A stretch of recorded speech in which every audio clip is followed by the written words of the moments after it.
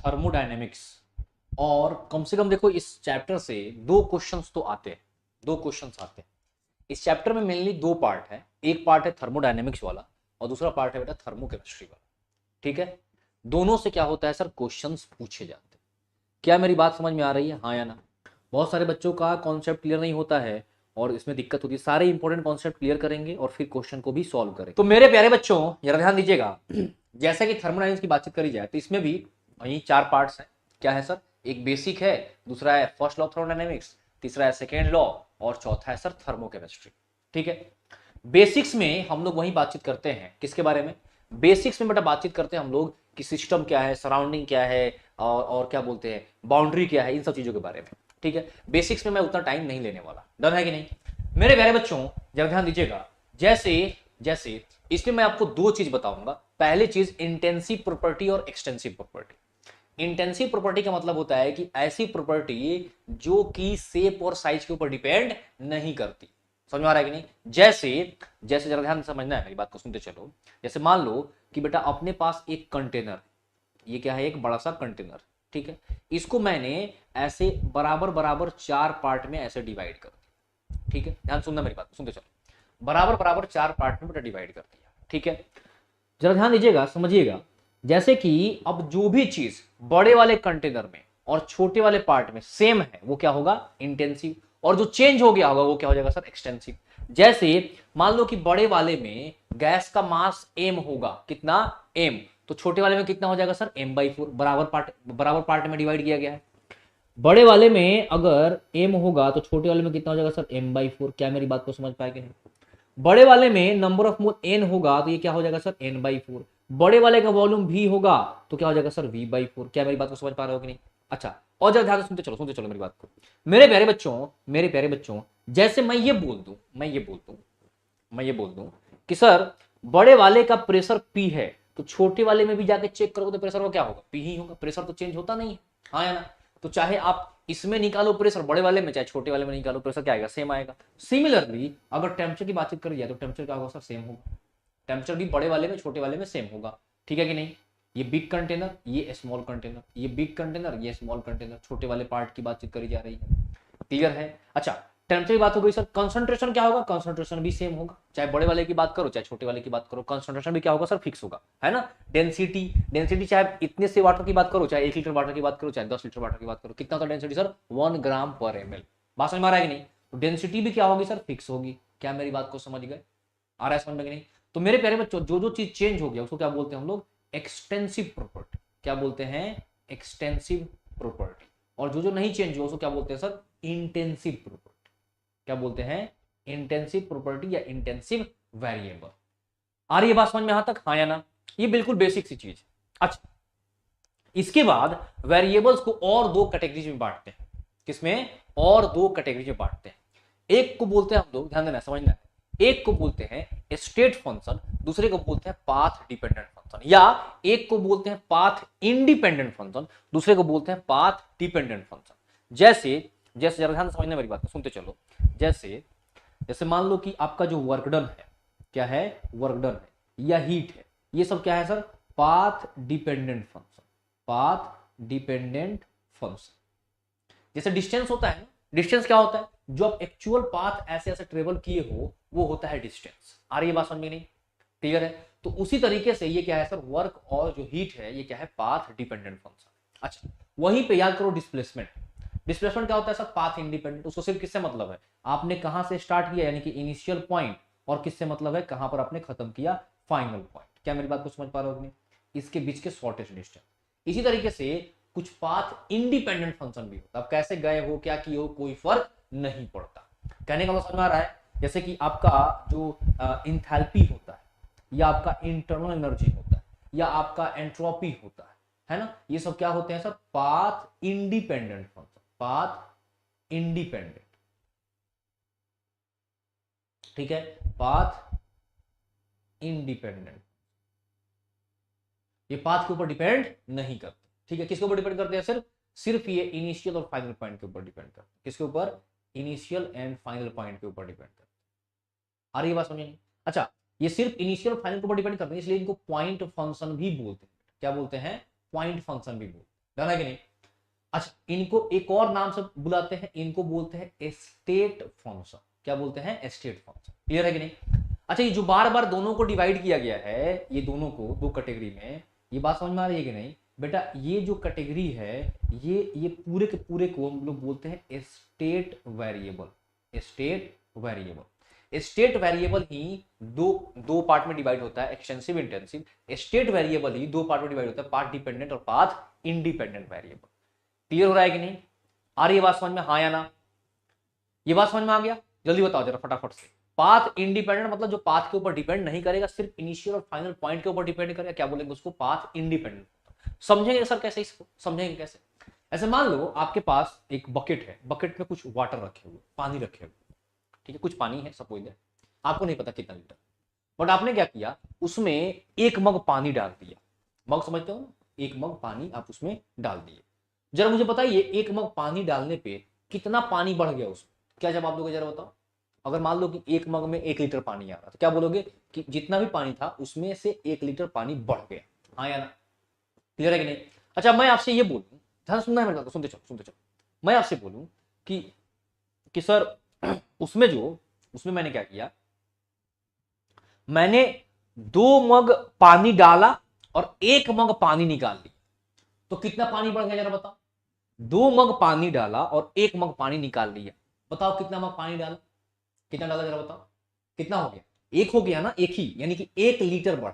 मैं बोलूं कि मैंने 100 मग पानी डाला, 99 मग निकाल दिया, कितना रहा? एक रहा। बात समझ पा रहा हो कि नहीं? क्लियर हो रहा है कि नहीं? अब जरा मुझे बताओ, ध्यान समझना मेरी बात को, समझना। जरा मुझे बताओ, जो मैंने डायरेक्टली 1 मग डाल दिया था, और जो जो जो मैंने 2 मग पहले 3 मग डाला, फिर 2 मग निकाला, और जो मैंने पहले 100 मग डाला और 99 मग निकाला, क्या मैंने इन तीनों में सेम सेम वर्क किया होगा कि अलग अलग वर्क किया होगा? 100 मग डालने में और 99 निकालने में ज्यादा वर्क किया होगा ना? हाँ या ना? और मात्र 1 मग डालने में कम वर्क किया है, सिंपल सी बात है। मेरी बात को समझ पा रहे हो कि नहीं? क्लियर हो रहा है कि नहीं? हाँ या ना? मेरी बात को समझ पा रहे हो? बात समझ में आ रहा है कि नहीं? तो वर्क का कॉन्सेप्ट में, वर्क क्या है सर? Path dependent function.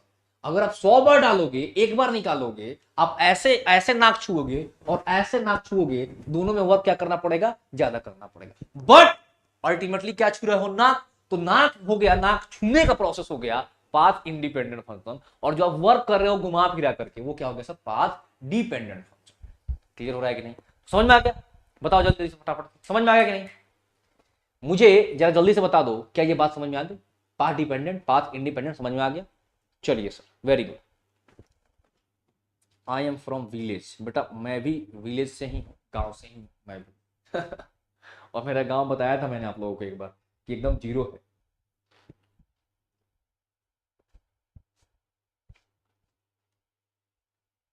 है ना?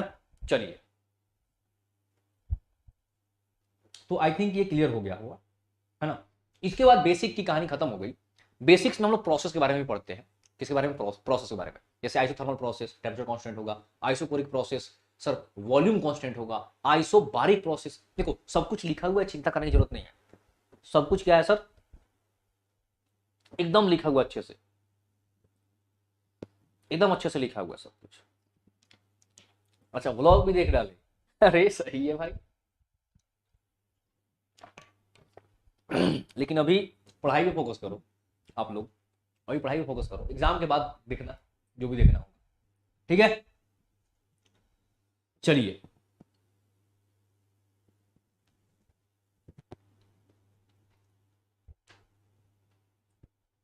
चलो चलो आते हैं, फिर बाद में बात करते हैं। पहले इसको कंप्लीट करते हैं, फिर बाद में बात करते हैं। मेरे प्यारे बच्चों, जरा ध्यान दीजिएगा, समझिएगा सर। वर्क डन है, क्या है? क्या पढ़ेंगे सर? एफएलओटी में हम लोग वर्क डन पढ़ेंगे, हीट पढ़ेंगे, इंटरनल एनर्जी पढ़ेंगे, इंथैल्पी पढ़ेंगे और एंट्रोपी पढ़ेंगे। Different process. जितने प्रोसेस, कौन कौन प्रोसेस है सर? एक है आपका आइसोकोरिक, एक क्या है सर? आइसोकोरिक है ना? आइसोकोरिक। आइसोकोरिक बोले तो वॉल्यूम कांस्टेंट होता है, समझ में आ रहा है नहीं? आइसोबारिक है, आइसोबारिक है, क्या होता है सर?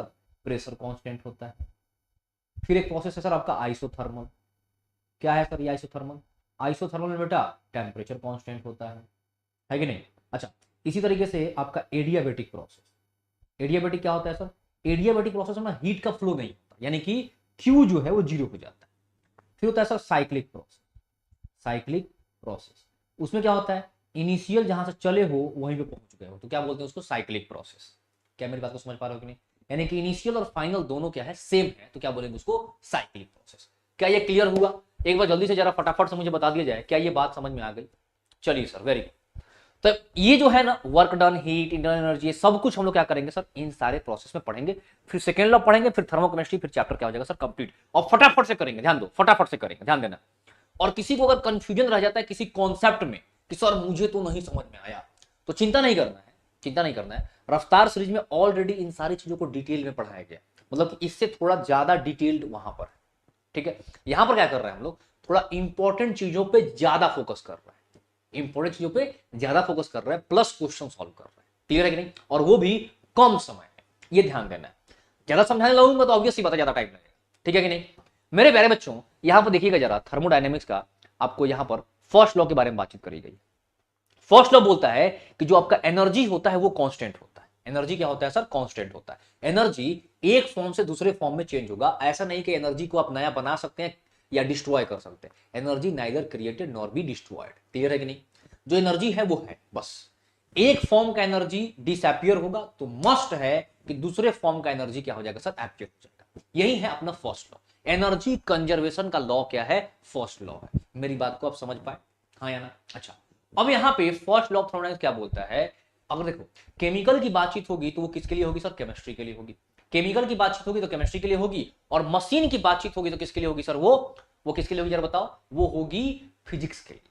मशीन की बातचीत किसमें करेंगे सर हम लोग, फिजिक्स में। ये बातचीत करेंगे फिजिक्स में, आ रहा है समझ में? ये बातचीत करेंगे सर केमिस्ट्री में, ठीक है, ये बातचीत करेंगे केमिस्ट्री में। और केमिस्ट्री वाले में यानी कि इसमें, इसके फर्स्ट लॉ में और इसके फर्स्ट लॉ में देखो थोड़ा सा डिफरेंस।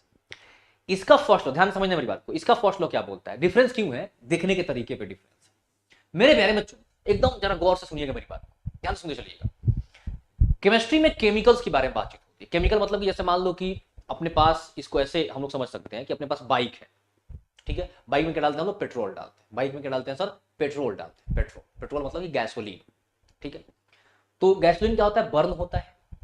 गैसोलीन क्या होता है, बर्न होता है, उससे मिलता है बाइक को हीट, और बाइक का इंजन जो है हीट इंजन को कन्वर्ट करता है मैकेनिकल एनर्जी में, यानी कि वो चलने लगता है। चलने का मतलब कि वो वर्क कर रहा है, चलने लगा मतलब कि वो वर्क कर रहा है। मेरी बात को समझ पा रहे हो कि नहीं? सही है, ठीक है। तो केमिकल में क्या है, केमिकल में, केमिकल से बेटा हमें चाहिए उसका उसका एनर्जी, मतलब सुनो मेरी बात को ध्यान से। केमिकल ने ध्यान से सुनिएगा मेरी बात को, केमिकल ने क्या किया, ये जो केमिकल है अपना, इसने क्या किया, एनर्जी दिया किसको, किसके फॉर्म में, हीट के फॉर्म में। एनर्जी दिया किसको, बाइक को। बाइक मतलब कि मशीन को।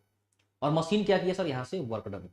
क्या मेरी बात को समझ पा रहा हो कि नहीं? मशीन से हमें वर्क डन चाहिए, केमिकल से वर्क डन नहीं चाहिए। केमिकल क्या चाहिए सर, हमें हीट चाहिए। तो हम लोग इसी चीज को क्या बोलते हैं कि जो केमिकल है ना, केमिकल, केमिकल के पास जो एनर्जी है, ध्यान सुनना है मेरी बात, क्या बोल रहे हैं, केमिकल के पास जो एनर्जी है, क्योंकि कौन दे रहा है, हीट। जब आपका पेट्रोल जल रहा है वो दे रहा है ना हीट, तो हम क्या बोलते हैं, जो केमिकल के पास एनर्जी है वो दो पार्ट में डिवाइड हो सकती है। किस पार्ट में सर, दो पार्ट। डेल्टा ई जो उसके पास energy, total energy, internal energy इसको बोलते हैं, दो पार्ट में डिवाइड हो सकती है। किसमें किसमें सर, हीट में और वर्क। वर्क होने का मतलब कि आपने पेट्रोल को डाला टंकी में, डाला, पेट्रोल जब जलने लगा तो क्या हुआ कि बाइक फैलने लगा, बाइक क्या होने लगा, एक्सपेंड होने लगा। टंकी जो बाइक का जो पेट्रोल जहां पर रखते हैं कंटेनर, वो फैलने लगा, और क्या हो गया, एक टाइम के बाद इतना फैल गया कि फट गया बाइक। बात समझ में आ रहा है कि नहीं, हाँ या ना? तो जरा ध्यान दीजिएगा, समझिएगा सर।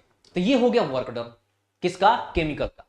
बट हमें केमिकल से वर्क नहीं चाहिए, केमिकल से वर्क नहीं चाहिए, हमें क्या चाहिए सर, बाइक से वर्क चाहिए। तो हम लोग बोलते हैं केमिकल को कि बेटा तुम ना वर्क मत करो, तुम वर्क मत करो, तुम चुपचाप क्या करो, हीट दो। जो तुम्हारे पास इंटरनल एनर्जी है उसमें से सिर्फ हीट दे दो, और ये हीट लेकर के बाइक क्या करेगा, या तो गर्म होकर के अपना इंजन गर्म कर ले, यानी कि टेम्परेचर बढ़ा ले, यानी कि इंटरनल एनर्जी बढ़ा ले। बात समझ में आ रहा है कि नहीं?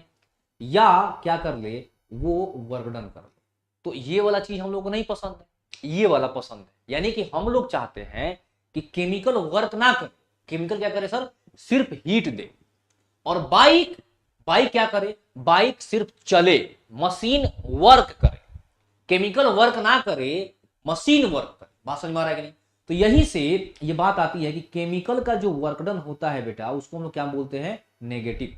वर्क डन बाई सिस्टम यहां पर क्या हो जाता है सर? नेगेटिव। और यहीं पे work done by system, work done by the system क्या हो जाता है सर?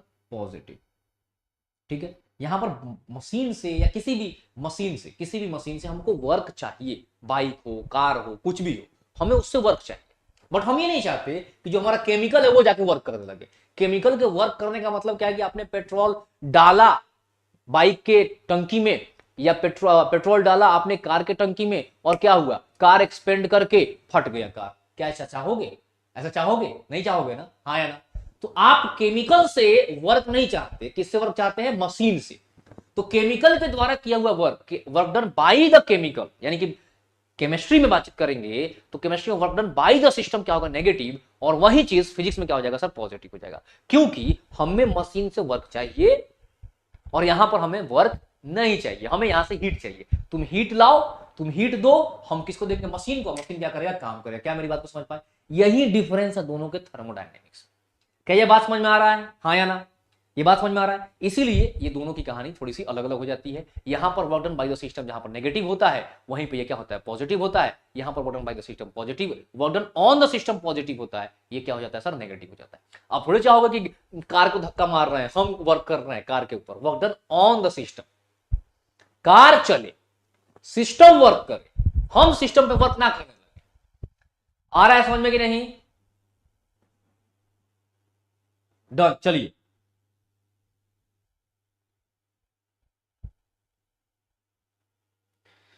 चलो अब जरा देखो, यहां पर ध्यान से समझना है सर। वर्क डन जरा याद करिएगा, यहां पर वर्क डन, वर्क डन का मतलब क्या हो गया? वर्क डन का मतलब कहीं पे अगर डिस्प्लेसमेंट या मूवमेंट हो रहा है तो क्या हो रहा है सर? वहां पर वर्क डन हो रहा है। जैसे अपने पास ये बेटा पिस्टन सिलेंडर सिस्टम, जरा ध्यान से समझो, सुनते चलो बेटा। ये पिस्टन सिलेंडर सिस्टम, ये क्या है सर? Piston cylinder system. इसमें गैस ऐसे भरा हुआ है। मैंने क्या किया? इसको पकड़ करके पिस्टन को दबाया, work done on the system किया। जब इसको दबाऊंगा पिस्टन, तो पिस्टन क्या होगा? नीचे आएगा। पिस्टन नीचे आएगा, ध्यान देना है मेरी बात को। पिस्टन क्या होगा सर? नीचे आएगा। डन है? तो क्या होगा? वर्क होगा। तो ये जो वर्क होगा उसको कैसे कैलकुलेट करेंगे? तो वर्क डन कैलकुलेट करने का ये सब का सब तरीका दिया हुआ है आपको। कितने तरीके हैं सर? आपके पास 6 तरीके। कितने हो गए? 6 तरीके। जैसे अगर आपको एक्सटर्नल प्रेशर दिया है और चेंज इन वॉल्यूम दिया है, तो क्या करेंगे आप? Minus P external into delta we. बात समझ में आ रहा है कि नहीं? और अगर आपको चेंज इन प्रेशर दिया है और इनिशियल वॉल्यूम दिया है, तो आप इस फॉर्मूला को लगा लीजिए।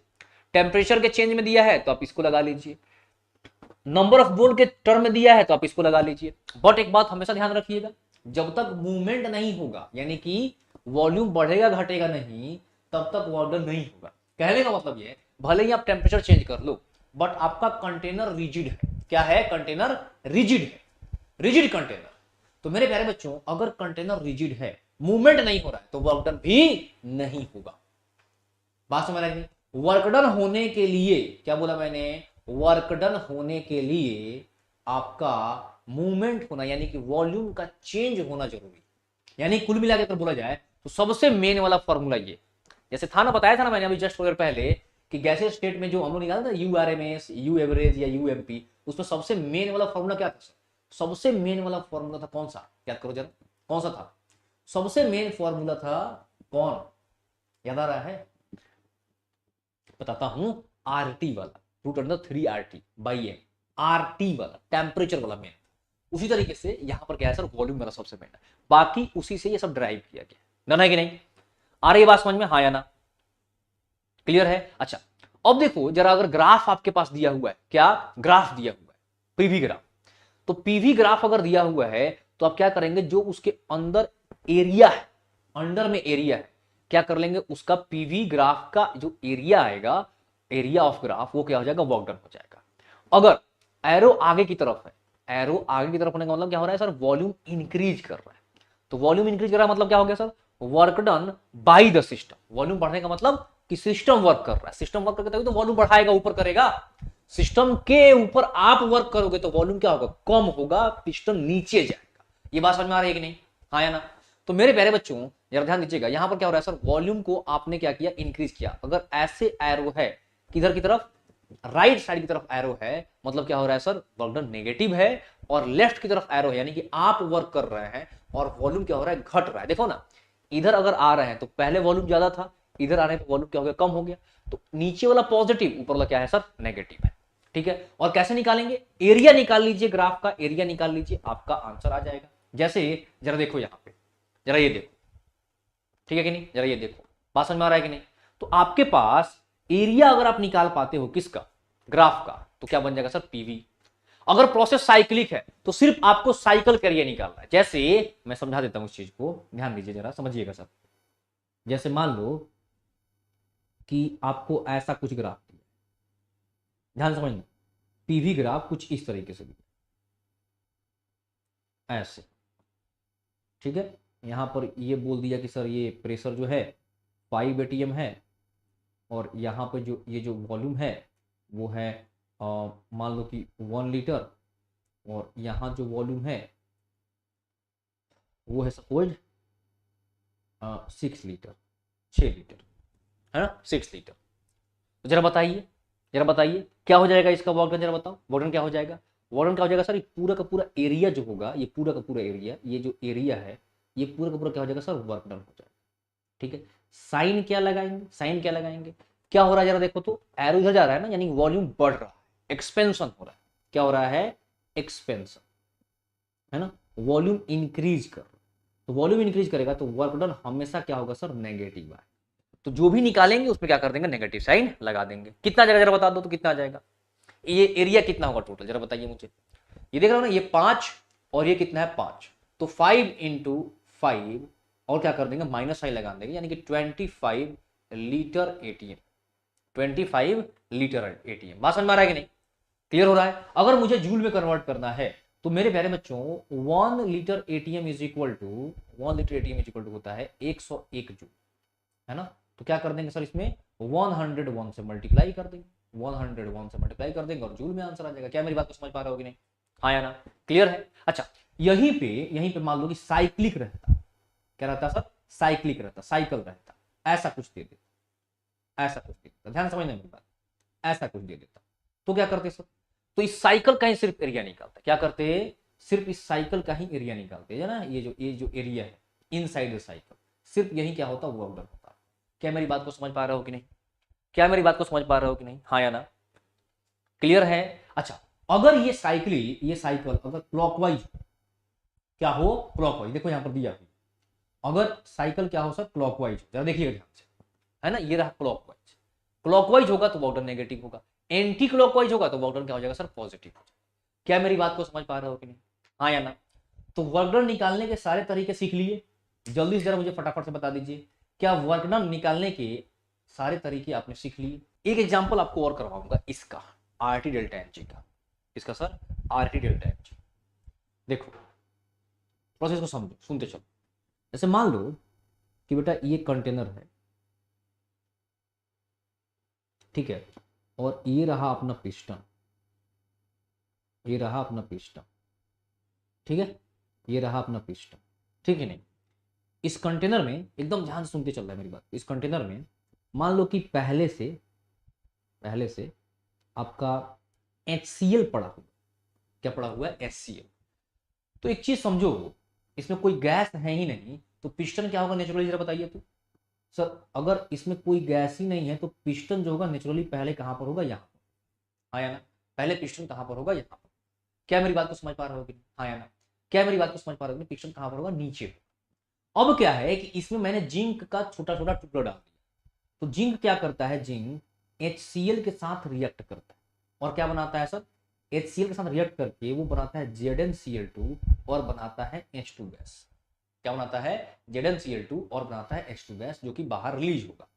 अब जरा देखो, ध्यान से सुनते चलो मेरी बात को, जैसे जैसे गैस, ये तो पानी में रहेगा, ये तो पानी में रहेगा ZnCl2, हाँ या ना, एक्वस फॉर्म में रहेगा, जिंक 2+ और Cl-, है ना, ये पानी में रहेगा, ये एक्वस फॉर्म में है, आयनिक फॉर्म में रहेगा।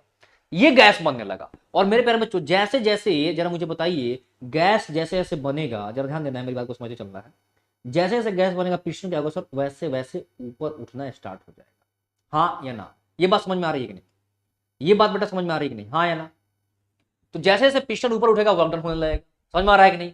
तो जब भी केमिकल रिएक्शन से वर्क डन होता है तो आप क्या करेंगे, इस वाले फॉर्मूले को लगाइएगा, R T delta N G वाले। किसके लिए? केमिकल रिएक्शन के लिए ऑलरेडी लिखा हुआ है। ठीक है, कैसे लगाएंगे सर, कैसे लगाएंगे जरा बताइए। मान लीजिए कि ये बोल दे कि एचसीएल तो एक्सेस में है, एचसीएल किस में? एक्सेस में है। आपने जिंक का 0.2 मोल, कितना मोल लिया सर? 0.2। तो बताइए कितना वर्क डन होगा? तो कैसे निकालेंगे सर बताइए, तो वर्क डन कैसे निकालेंगे? एकदम इजी है। Work done is equal to क्या है? R T minus R T delta N G है ना, minus R T delta N G. देखो जरा, minus R T delta N G. Delta N G क्या है? कितने मोल गैस का चेंज आया, product minus reactant. Delta N G का मतलब क्या हो गया? मोल का चेंज किसमें? प्रोडक्ट माइनस रिएक्टेंट में, number of moles of gas का चेंज, कितने का चेंज आया। तो जरा बताओ मुझे, ये 0.2 मोल है, ये हाइड्रोजन कितना मोल बनेगा? कितना मोल बनेगा? जिसका मोल पता अपॉन उसका स्टाइकोमेट्रिक कोएफिशिएंट, याद आ रहा है कि नहीं? अब देखो जरा, यहां पर दोनों का स्टाइकोमेट्रिक कोएफिशिएंट सेम है, तो दोनों का मोल भी क्या हो जाएगा? सेम, यानी 0.2 मोल ही बनेगा ये। अगर डेल्टा एन जी निकाला जाए तो कैसे निकालोगे? कैसे निकालोगे मेरे पास, फटाफट बताओ। यहां पर कौन सा गैस है? सिर्फ H2 गैस, इधर कोई गैस है ही नहीं।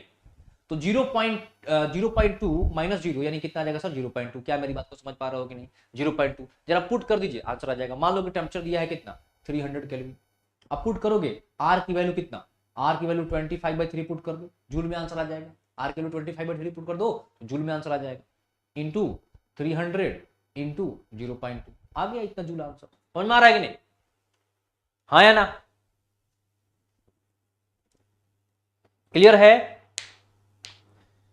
बताओ जल्दी से, क्लियर हो गया? चलिए, ये हो गया किसमें? केमिकल रिएक्शन में। ऐसे ही अगर टेम्परेचर के फॉर्म में देगा तो टेम्परेचर के फॉर्म में इसको यूज कर लीजिए, टेम्परेचर के लिए इसको यूज कर लीजिए, प्रेशर के फॉर्म में इसको यूज कर लो, सिंपल सी बात है।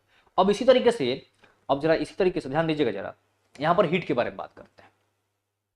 Sir heat is equal to क्या होता है? हीट इज इक्वल टू क्या होता है? Heat is equal to N C M delta T है ना, मोलर हीट कैपेसिटी है।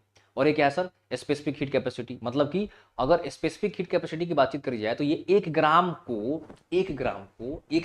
मतलब कि कोई सब्सटेंस है, उसमें 1 डिग्री सेल्सियस टेम्परेचर बढ़ाना है। कितना? 1 डिग्री सेल्सियस टेम्परेचर, उसको क्या बोलते हैं sir? Specific heat capacity. Molar heat capacity की कोई 1 मोल सब्सटेंस है, कितना मोल है? 1 मोल, और उसमें क्या करना है आपको? 1 डिग्री सेल्सियस टेम्परेचर बढ़ाना है, उसको क्या बोलते हैं सर? Molar heat capacity. 1 मोल के लिए मोलर हीट कैपेसिटी, 1 ग्राम के लिए स्पेसिफिक हीट कैपेसिटी। क्या करना है? 1 डिग्री सेल्सियस टेम्परेचर बढ़ाना है, चाहे आप 1 डिग्री बोलो या 1 केल्विन बोलो। केल्विन और डिग्री का डिफरेंस क्या होता है? सेम होता है। बात समझ आ रहा है कि नहीं? और ये जो सीएम होता है, इसके 2 बच्चे, एक सीपी और एक सीवी। सीपी मतलब कि हीट आप कांस्टेंट प्रेशर पे मेजर कर रहे हैं, और ये कब कर रहे हो? कांस्टेंट वॉल्यूम पे कर रहे हो। इन दोनों के बीच की कहानी क्या है? CP minus CV equal to R होता है, इस पे क्वेश्चन पूछा गया है। और सीपी अपॉन सीवी को गामा बोलते हैं। और सीवी निकालना है अगर, तो आप f/2 इंटू आर कर सकते हो। सीपी निकालना तो f/2 प्लस 1 इंटू आर बोल सकते हो। अगर आपको गामा निकालना डायरेक्टली तो 2/f प्लस क्या कर सकते हो? 1 कर सकते हो। सर f क्या है? f को बोलते हैं डिग्री ऑफ फ्रीडम। क्या होता है ये? सर f की वैल्यू 3 होती है किसके लिए? मोनोटॉमिक गैस के लिए। 5 होती है किसके लिए? डायटोमिक गैस के लिए। बात समझ में आ रहा है कि नहीं? या लीनियर कोई गैस होगा उसके लिए। 6 होती है किसके लिए सर? पॉलीएटॉमिक गैस के लिए, जैसे O3 हो गया, SO2 हो गया, etc। बात समझ में आ रहा है कि नहीं? क्लियर हो रहा है? ये फॉर्मूला बेटा ध्यान रख लेना, ये फॉर्मूला क्या कर लेना? ध्यान रख लेना। फिजिक्स में ये वाला इंपॉर्टेंट होता है, केमिस्ट्री में ये ज्यादा इंपॉर्टेंट है। कौन सा? NCM डेल्टा टी वाला। अगर आप सीएम की जगह पर सीपी पुट कर दोगे तो NCP डेल्टा टी हो जाएगा, और सीवी पुट कर दोगे तो NCV डेल्टा टी हो जाएगा। समझ में आ रहा है कि नहीं? हाँ या ना? आ रहा है समझ में? जल्दी से बता दो फटाफट से।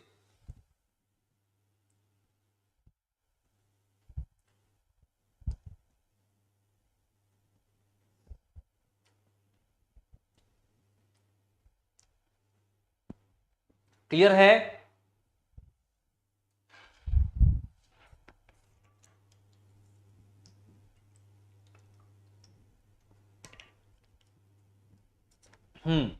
चलो नेक्स्ट, इंटरनल एनर्जी की बातचीत करते हैं। इंटरनल एनर्जी कितना होता है सर? NCV delta T. क्या होता है? NCV delta T. बताया था ना अभी, ये क्या है sir? Heat at constant volume होता है। वॉल्यूम कांस्टेंट, वॉल्यूम कांस्टेंट मतलब जस्ट बताया था ना, वॉल्यूम क्या हो जाएगा? 0 हो जाएगा। वॉल्यूम कांस्टेंट मतलब वर्क डन 0। तो अब जाओ फर्स्ट लॉ में, delta E is equal to Q into क्या है? Work done. वर्क डन क्या हो गया? 0। तो डेल्टा ई किसके बराबर हो गया? क्यू वी के। तो Q V is equal to delta E. याद करो जरा, क्या होता है Q V? N CV delta T. आ गया ना? Delta E is equal to N CV delta T. इसी तरीके से इंथैल्पी होता है। इंथैल्पी क्या है sir? H is equal to E plus PV. इसको बोलते हैं इंथैल्पी, एच से डिनोट करते हैं, और ई प्लस पीवी को बोलते हैं इंथैल्पी, है ना? अगर कोई डेल्टा एच कैलकुलेट करना चाहता है, इंथैल्पी चेंज, तो डेल्टा लगाओ, डेल्टा ई प्लस क्या आ जाएगा P2V2 माइनस P1V1। सबसे मेन वाला यही फॉर्मूला है, ये जो दिख रहा है पहला वाला, ये सबसे मेन फॉर्मूला है किसका, इंथैल्पी का। ये किसी भी प्रोसेस में काम आएगा, बात समझ में आ रहा है कि नहीं। अच्छा, प्रोसेस कांस्टेंट कर दिए, प्रोसेस कांस्टेंट करने का मतलब किसकी बात कर रहा है, प्रोसेस कांस्टेंट करने का मतलब बात करो आइसोबारिक के बारे में। तो क्या हो जाएगा सर, पी बाहर आ जाएगा, दोनों प्रोसेस सेम है, प्रेशर दोनों सेम है, बाहर आ जाएगा तो क्या आ जाएगा sir, P into delta we. Volume constant तो क्या आ जाएगा sir, V into delta P. अगर मान लो टेम्परेचर के बारे में बातचीत करी जाए तो NR डेल्टा टी हो जाएगा, ये टेम्परेचर के बारे में है। और यहीं दोनों को ऐड करेंगे तो क्या आ जाएगा सर, NCP डेल्टा टी, है ना। ये फॉर्मूला याद रखना है। ये किस में यूज करेंगे सर, ये यूज करेंगे केमिकल रिएक्शन, है ना। Delta E plus R T delta H, delta H is equal to delta E plus R T delta H. ये फॉर्मूले को ध्यान रखो, क्वेश्चन सॉल्व हो जाएंगे। डन है। ये किस में यूज करेंगे सर, जब नंबर ऑफ मोल्स चेंज हो रहे हैं, यानी कहां पर चेंज होगा number of mole, chemical reaction.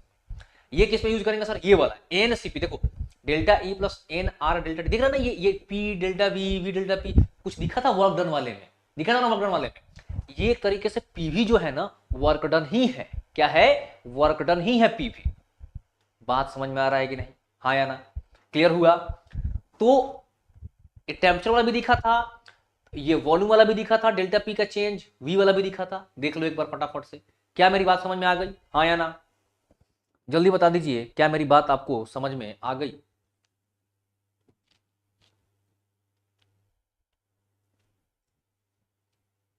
Clear है। चलिए सर, अब बारी है किसकी, एंट्रोपी की। जैसे थोड़ा इस क्वेश्चन में सॉल्व करो, क्वेश्चन सॉल्व करो, थोड़ा समझ में आ जाएगा। इस क्वेश्चन में सॉल्व करो, समझ में आ जाएगा जल्दी से।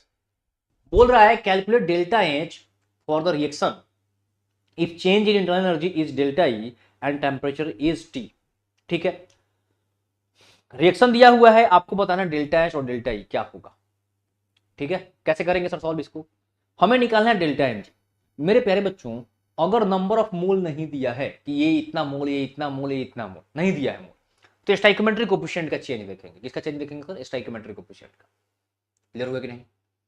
एनजी मतलब गैस, जी मतलब गैस, गैस का चेंज देखना है। यहां पर किसी का मोल दिया है क्या, नहीं दिया है, तो क्या करेंगे सर, क्या करेंगे बताइए, हम सिर्फ स्टाइकोमेट्रिक कोफिशिएंट का चेंज देखेंगे। चलिए सर देखते हैं, चेंज देखेंगे, प्रोडक्ट माइनस रिएक्टेंट। ये लिक्विड है, सिर्फ इसका देखेंगे 2। आइए यहां पर ये लिक्विड है, सिर्फ इसका देखेंगे -3। प्रोडक्ट माइनस रिएक्टेंट, यानी डेल्टा एन जी की वैल्यू कितनी आ गई सर, -1। तो delta H is equal to क्या आ गया, delta E minus R T, है ना, delta E minus R T. अगर आपको बोल दे कहीं पे कि डेल्टा ई की वैल्यू कुछ है और टेम्परेचर दे दिया जाए, तो क्या कर सकते हैं आप, निकाल सकते हैं आसानी से। किसको, डेल्टा एच को। आ रहा है समझ में कि नहीं, हाँ या ना। तो ऐसा क्वेश्चन पूछा जाएगा आपसे, मान लो कि पूछ देगा कि इस क्वेश्चन में बताओ कौन बड़ा है, डेल्टा एच बड़ा है कि डेल्टा ई बड़ा है, जरा बताओ। इस इक्वेशन में कौन बड़ा है, डेल्टा एच की डेल्टा ई बड़ा है। इस इक्वेशन में डेल्टा, इस रिएक्शन में, पार्टिकुलर रिएक्शन में डेल्टा एच बड़ा है कि डेल्टा ई बड़ा है, जल्दी से बता दो जरा फटाफट से। मेरे प्यारे बच्चों, एंट्रोपी का मतलब होता है रेंडमनेस। क्या होता है सर, रेंडमनेस होता है। मतलब कि कोई चीज जितना ज्यादा रेंडम होगा तो हम लोग बोलेंगे कि उसकी एंट्रोपी उतनी ही ज्यादा बढ़ती जाती है। जैसे अगर मैं आपसे पूछूं कि गैस ज्यादा रेंडम है कि सॉलिड है, तो गैस ज्यादा रेंडम है, सिंपल सी बात। तो उसकी एंट्रोपी क्या होगी, गैस की ज्यादा होगी किससे, सॉलिड से। तो अगर सॉलिड लिक्विड गैस में अगर कंपेयर करना हो किसका, एंट्रोपी का, तो किसका ज्यादा होगा सर, किसका ज्यादा होता, गैस का सबसे ज्यादा होगा और सॉलिड का सबसे कम होगा। अगर एंट्रोपी को थर्मोडायनेमिकली बताना हो, कैसे, थर्मोडायनेमिकली, तो कैसे बताएंगे सर, कैसे बताएंगे, तो ds is equal to D Q by T करके। कैसे बताएंगे sir, ds is equal to D Q by T करके। क्लियर हुआ, कैसे बताएंगे, ds is equal to D Q by T करके। क्लियर हुआ कि नहीं, हाँ या ना, डी क्यू बाई टी करके बताएंगे, ds is equal to D Q by T. Done है। अगर इसको इंटीग्रेट करेंगे तो ये फॉर्मूला आता है एन सी भी L N T two by T one plus N R L N V two by V one. ये सबसे मेन वाला फॉर्मूला है, ये बेटा सबसे मेन वाला फॉर्मूला है। फिर से अगर इसको चाहे थोड़ा सा मदद लेना, यानी कि मान लो कि वॉल्यूम की जगह पर प्रेशर दे दिया है, तो हम लोग प्रेशर के टर्म में ऐसे भी लिख सकते हैं। ये फॉर्मूला भी क्या करिएगा सर, ध्यान रखिएगा। डन है कि नहीं, हाँ या ना, डन है कि नहीं, जल्दी बता दीजिए जरा फटाफट से। क्लियर है,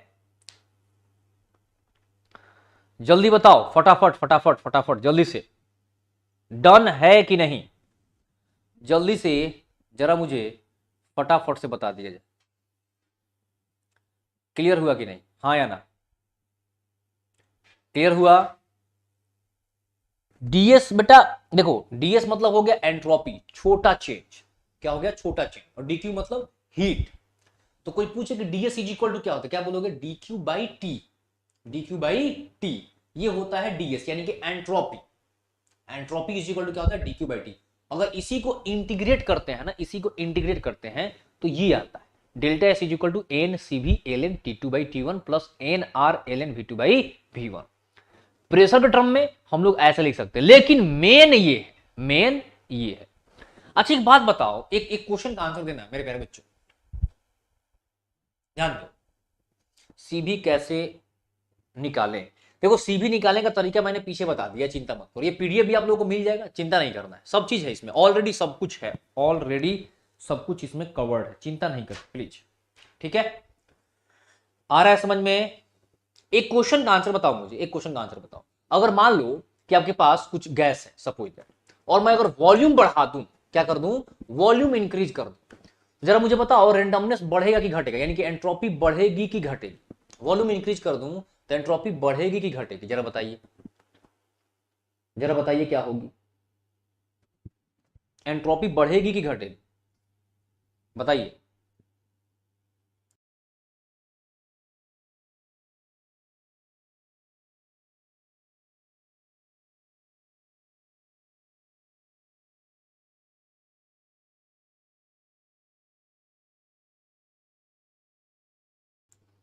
क्या होगी एंट्रोपी बताओ? Remain constant. अब एक मूर्खों, टेम्परेचर क्या बोलते हैं, वॉल्यूम बढ़ा दिए हो तो गैस को और जगह मिल गया ना इधर उधर फैलने का, हाँ या ना? तो हमेशा ध्यान देना, देखो यहां पर देखो लिखा भी है, लिखा भी है वॉल्यूम इंक्रीज होगा, देख रहा हो ना V two by V one है, वॉल्यूम इंक्रीज होगा तो जो आपका डेल्टा एस है, डेल्टा एस वॉल्यूम देख रहे हो ना, इंक्रीज अगर होगा, वी टू बड़ा होगा तो इसकी वैल्यू कुछ आएगी ना पॉजिटिव में, तो एंट्रोपी जो होगा आपका क्या होगा? इंक्रीज करेगा भाई, इंक्रीज करेगा, हाँ या ना? क्लियर हुआ कि नहीं? चलो अब देखो अलग अलग प्रोसेस में, अलग अलग प्रोसेस में वर्क डन, हीट, इंथैल्पी, आपका इंटरनल एनर्जी और एंट्रोपी सब कुछ कैलकुलेट कर दिया गया यहाँ पे, है ना? अगर आइसोकोरिक प्रोसेस की बात करते हैं तो वॉल्यूम क्या होता है? कांस्टेंट होता है, वर्क डन जीरो आ जाएगा। डेल्टा एच और डेल्टा ई सेम होता है, सेम आ जाएगा। आइसोकोरिक प्रोसेस है तो वॉल्यूम कांस्टेंट, तो जरा देखो ना वॉल्यूम कांस्टेंट तो V2 बाई V1 जो है 1 हो जाएगा, तो ln 1 की वैल्यू 0 होती है, तो आपका डेल्टा एस कितना आ जाएगा? सिर्फ n CV ln T2 by T1, हाँ या ना? तो आइसोकोरिक प्रोसेस में आपका एंट्रोपी सिर्फ इतना होता है n CV ln T2 by T1। और अगर हीट निकालना है तो हीट इज इक्वल टू क्या हो जाएगा sir? n CV delta T. आप इसको देख लोगे आपको सारा का सारा आइडिया लग जाएगा। आइसोबारिक प्रोसेस में क्या होगा सर? आइसोबारिक प्रोसेस में प्रेशर कांस्टेंट होता है। अब इसका मतलब ये नहीं करना है कि यहां पर P2 बाई P1 को 1 करके और ln CV बाई CT कर दे, ln CV n CV ln T2 by T1 कर देना। क्यों? क्योंकि वॉल्यूम वाला मेन होता है, ये तो बस आसान करने के लिए लिखा गया है, कैलकुलेशन थोड़ा सा इजी करने के लिए। मेन कौन होता है? ये वाला। क्लियर हुआ कि नहीं? आ रहा है समझ में? तो जरा इसको देख लीजिएगा एक बार फटाफट से, है ना?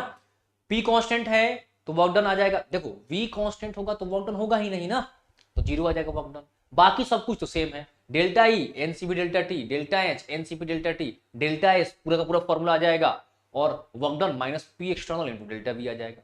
आ रहा है समझ में कि नहीं? ठीक है,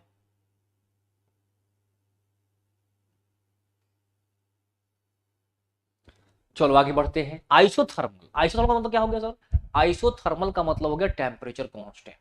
टेम्परेचर कांस्टेंट मतलब T1 T2 बराबर, यानी कि डेल्टा टी की बातचीत करी जाए तो T2 माइनस T1 करोगे ना, delta T is equal to, दोनों बराबर है, जीरो आ जाएगा। तो जो भी चीज में डेल्टा टी आता था, जैसे किसमें आता था? डेल्टा ई में NCP delta T, delta H में एनसीपी डेल्टा टी, सब जीरो हो जाएंगे, यानी डेल्टा ई भी जीरो, डेल्टा एच भी जीरो, और वर्क डन जो है आपका एज इट इज जितना होता था minus P external into delta we, उतना ही रहेगा, हाँ या ना? डेल्टा एस में दो चीज आता था, ध्यान दो, डेल्टा एस में दो चीज आता था, T2 बाई T1 और V2 बाई V1। अब की बार टेम्परेचर सेम, यानी कि T2 बाई T1 की वैल्यू 1 हो जाएगी, तो जैसे ही ये 1 होगा तो डेल्टा एस क्या आ जाएगा, ये N C B L N, 1 का मतलब 0 हो गया, तो ये टर्म 0 हो गया, तो क्या आ जाएगा delta S is equal to N R L N V two by V one. तो ध्यान देना है आइसोथर्मल प्रोसेस में डेल्टा एस कितना आता है, N R L N V two by V one.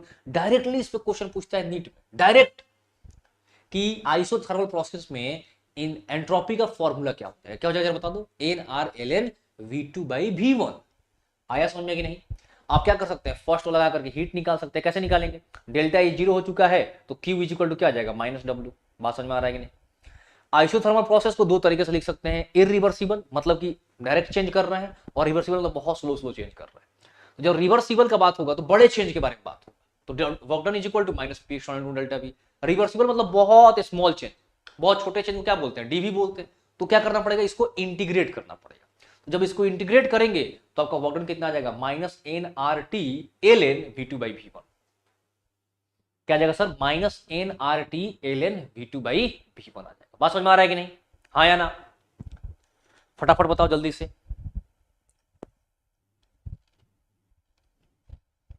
Clear?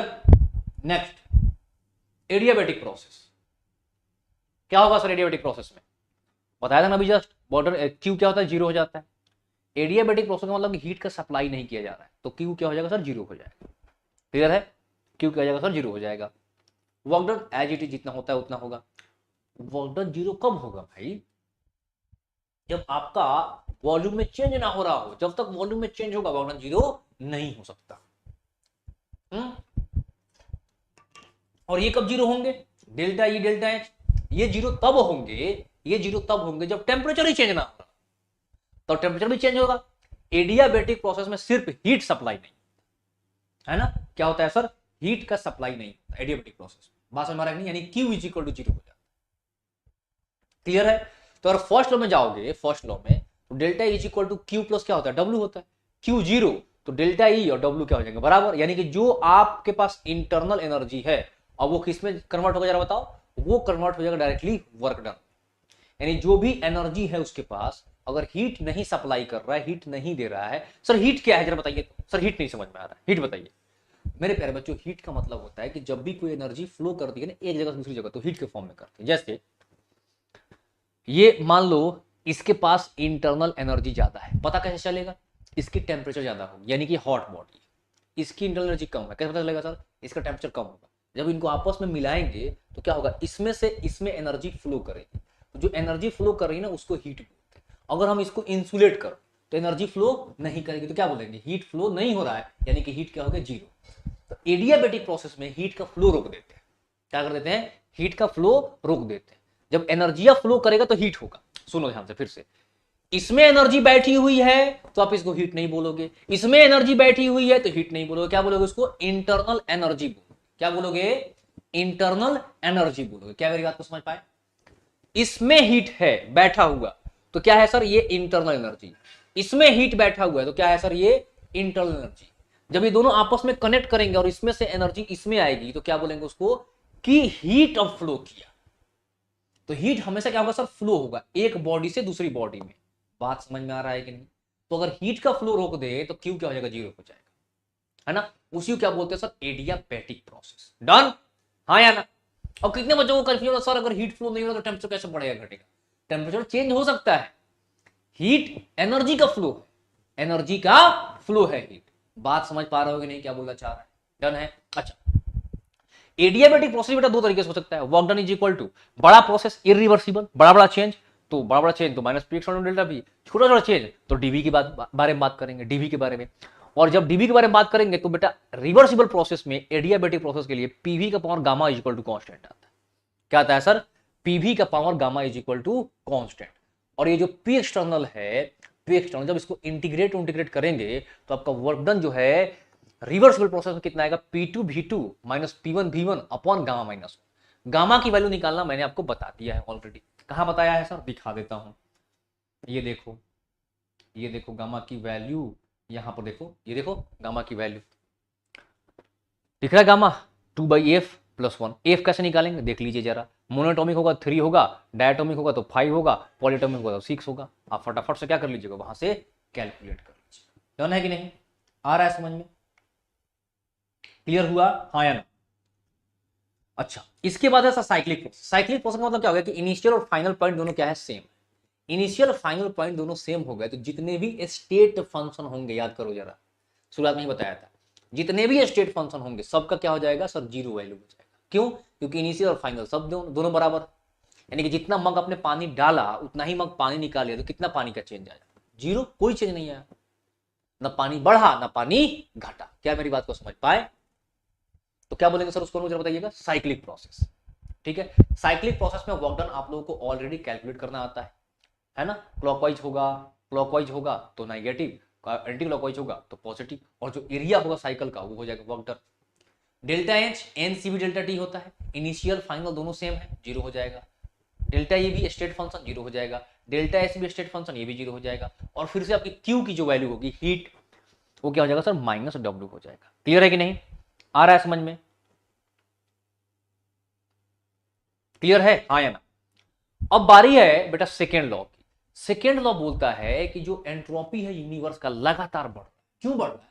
क्योंकि जितने भी स्पॉन्टेनियस प्रोसेस होते हैं, स्पॉन्टेनियस यानी कि ऐसा प्रोसेस जो खुद ब खुद हो रहा है, जिसके ऊपर किसी का कंट्रोल नहीं, वो कैसा होता है, रेंडम होता है। जैसे मैं अगर इस पेन को नीचे गिराऊंगा तो किधर जाएगा थोड़ा पता है, किधर छटक के भागेगा, कि उधर भाग जाएगा, उधर भाग जाएगा, कैसा होगा सर, ये होगा बिल्कुल रेंडम। यानी कि जब भी स्पॉन्टेनियस प्रोसेस होगा तो वो रेंडम होगा। क्या होगा, रेंडम होगा। और यूनिवर्स में जितने भी प्रोसेस हो रहे हैं, जो देखो जो प्रोसेस आपके कंट्रोल में है वो क्या है, क्या है जरा बताओ, नॉन स्पॉन्टेनियस। जैसे मैं इस पेन को उठा करके यहां रखना चाह रहा हूं, कहां, यहां, तो मुझे क्या करना पड़ेगा, लगातार हेल्प करना पड़ेगा। तो जिस प्रोसेस में लगातार हेल्प करना पड़ता है उसको बोलते हैं नॉन स्पॉन्टेनियस प्रोसेस।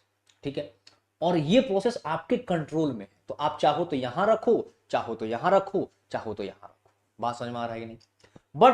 बट अगर मैं इसको गिरा दूं नीचे तो कहां, इधर भागेगा कि इधर भागेगा कि उधर भागेगा, नहीं पता ना। बात समझ में आ रहा है? तो ये कैसा प्रोसेस है जरा बताओ, कैसा प्रोसेस है? ये प्रोसेस हो गया स्पॉन्टेनियस, अपने आप हो रहा है। तो जो भी प्रोसेस अपने आप होगा ना उसमें एंट्रोपी बढ़ती है। एंट्रोपी क्या होगी, बढ़ेगी, रेंडमनेस बढ़ेगी। बात समझ में आ रहा है कि नहीं? एंट्रोपी क्या होगी, बढ़ेगी, रेंडमनेस बढ़ेगी। क्लियर है? अच्छा, अब जरा मेरी बात को ध्यान से सर समझिए, एकदम ध्यान से समझिएगा, एकदम ध्यान से समझिएगा सर। डन है? एंट्रोपी क्या होगी सर, बढ़ेगी।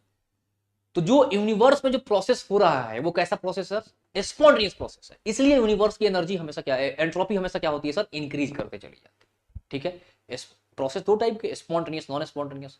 स्पॉन्टेनियस क्या होगा, खुद ब खुद होगा, जिसमें किसी की हेल्प की जरूरत नहीं पड़ेगी, या पड़ेगी भी तो बहुत हल्की सी। जैसे मान लो कि यहां पर है और मैं चाहता हूं कि नीचे गिर जाए, तो हल्का सा अगर दूंगा है, नीचे गिर गया फटाक से, क्या बोलेंगे इसको, स्पॉन्टेनियस प्रोसेस। बात समझ में आ रहा है कि नहीं? इसी तरीके से नॉन स्पॉन्टेनियस, इसमें ड्राइविंग फोर्स लगातार चाहिए। जैसे इसको उठा करके, पेन को जो टेबल पर रखा हुआ है उसको उठा करके मान लो मुझे यहां रखना है, तो क्या करना पड़ेगा, वहां से उठाना पड़ेगा, लगातार ला करके यहां पर रखना पड़ेगा। तो इसमें कंटिन्यूअस सपोर्ट चाहिए। जैसे जो आप पानी ऊपर है अपने घर में, टंकी पे पानी चला जाता है, कैसे लेके जाते हैं बताओ, लगातार मोटर क्या करता है, पानी को खींच करके ऊपर रखता है। बट एक बार जब ऊपर चला गया तो कोई टेंशन नहीं, क्या क्या होगा, वो अपने आप नीचे आएगा, है ना। तो प्रोसेस कैसा है नीचे आने का, स्पॉन्टेनियस। ऊपर जाने का प्रोसेस कैसा है सर, नॉन स्पॉन्टेनियस। क्या मेरी बात को समझ पा रहे हो कि नहीं, हाँ या ना? क्या मेरी बात को समझ पा रहे हो कि नहीं, जल्दी से बता दो फटाफट से। क्लियर है? डन? क्लियर क्लियर क्लियर, जल्दी से। तो किसी भी सिस्टम के लिए अब जरा देखो, यूनिवर्स में जो प्रोसेस हो रहा है कैसा प्रोसेस है सर, स्पॉन्टेनियस प्रोसेस। कैसा है, स्पॉन्टेनियस, यानी कि लगातार यूनिवर्स की एंट्रोपी जो है इंक्रीज ही करती चली जा रही है। तो अगर मुझे अब पूरे यूनिवर्स के बारे में थोड़ी बात करना है, हम लोगों को, हमको किस बारे में बात करना है, अपने सिस्टम के बारे में। अगर उस चीज को अपने सिस्टम पे अप्लाई करने के लिए लाए तो उसमें काम कौन करता है sir, delta G. Delta G is equal to क्या होता है, delta H minus T delta S. क्या होता है, delta H minus T delta S. Delta G की वैल्यू नेगेटिव, मतलब कि अपने जो सिस्टम में प्रोसेस हो रहा है, नॉट यूनिवर्स। अब यूनिवर्स से कहां आ गए बेटा, सिस्टम पे आ गए। तो जो सिस्टम में प्रोसेस हो रहा है वो कैसा होगा, स्पॉन्टेनियस। अगर पॉजिटिव तो नॉन स्पॉन्टेनियस, अगर जीरो हो गया तो क्या बोलेंगे कि अब वो इक्विलिब्रियम पे आ रहा है। समझ में नहीं? क्या बोलेंगे, इक्विलिब्रियम पे आ गया। क्या मेरी बात को समझ पा रहे हो, हाँ या ना? डन?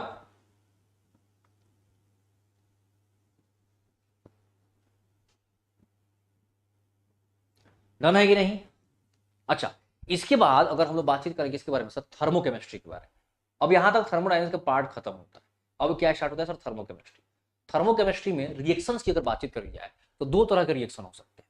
अगर रिएक्शन हो रहा है तो हीट उसमें क्या होगा सर, इवॉल्व होगा, यानी कि उसकी एंथैल्पी क्या होगी, नेगेटिव होगी। हीट रिलीज होगा तो एंथैल्पी नेगेटिव, हीट एब्जॉर्ब होगा तो एंथैल्पी पॉजिटिव।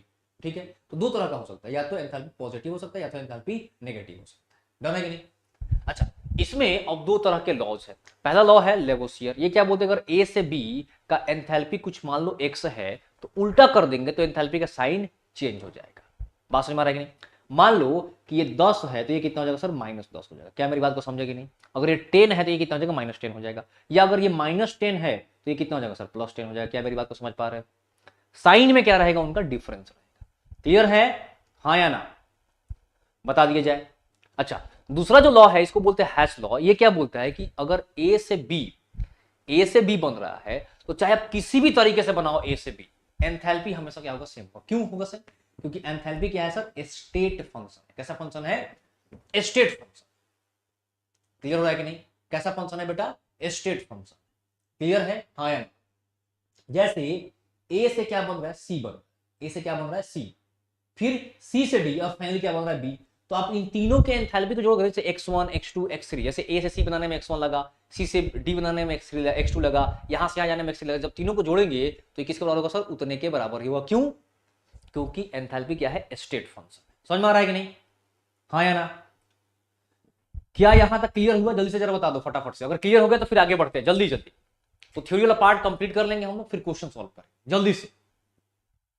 जल्दी जल्दी जल्दी जल्दी फटाफट जरा बताइए तो मुझे, क्या ये क्लियर हो गया, हाँ या ना? जल्दी से जल्दी बताओ, फटाफट फटाफट जल्दी से।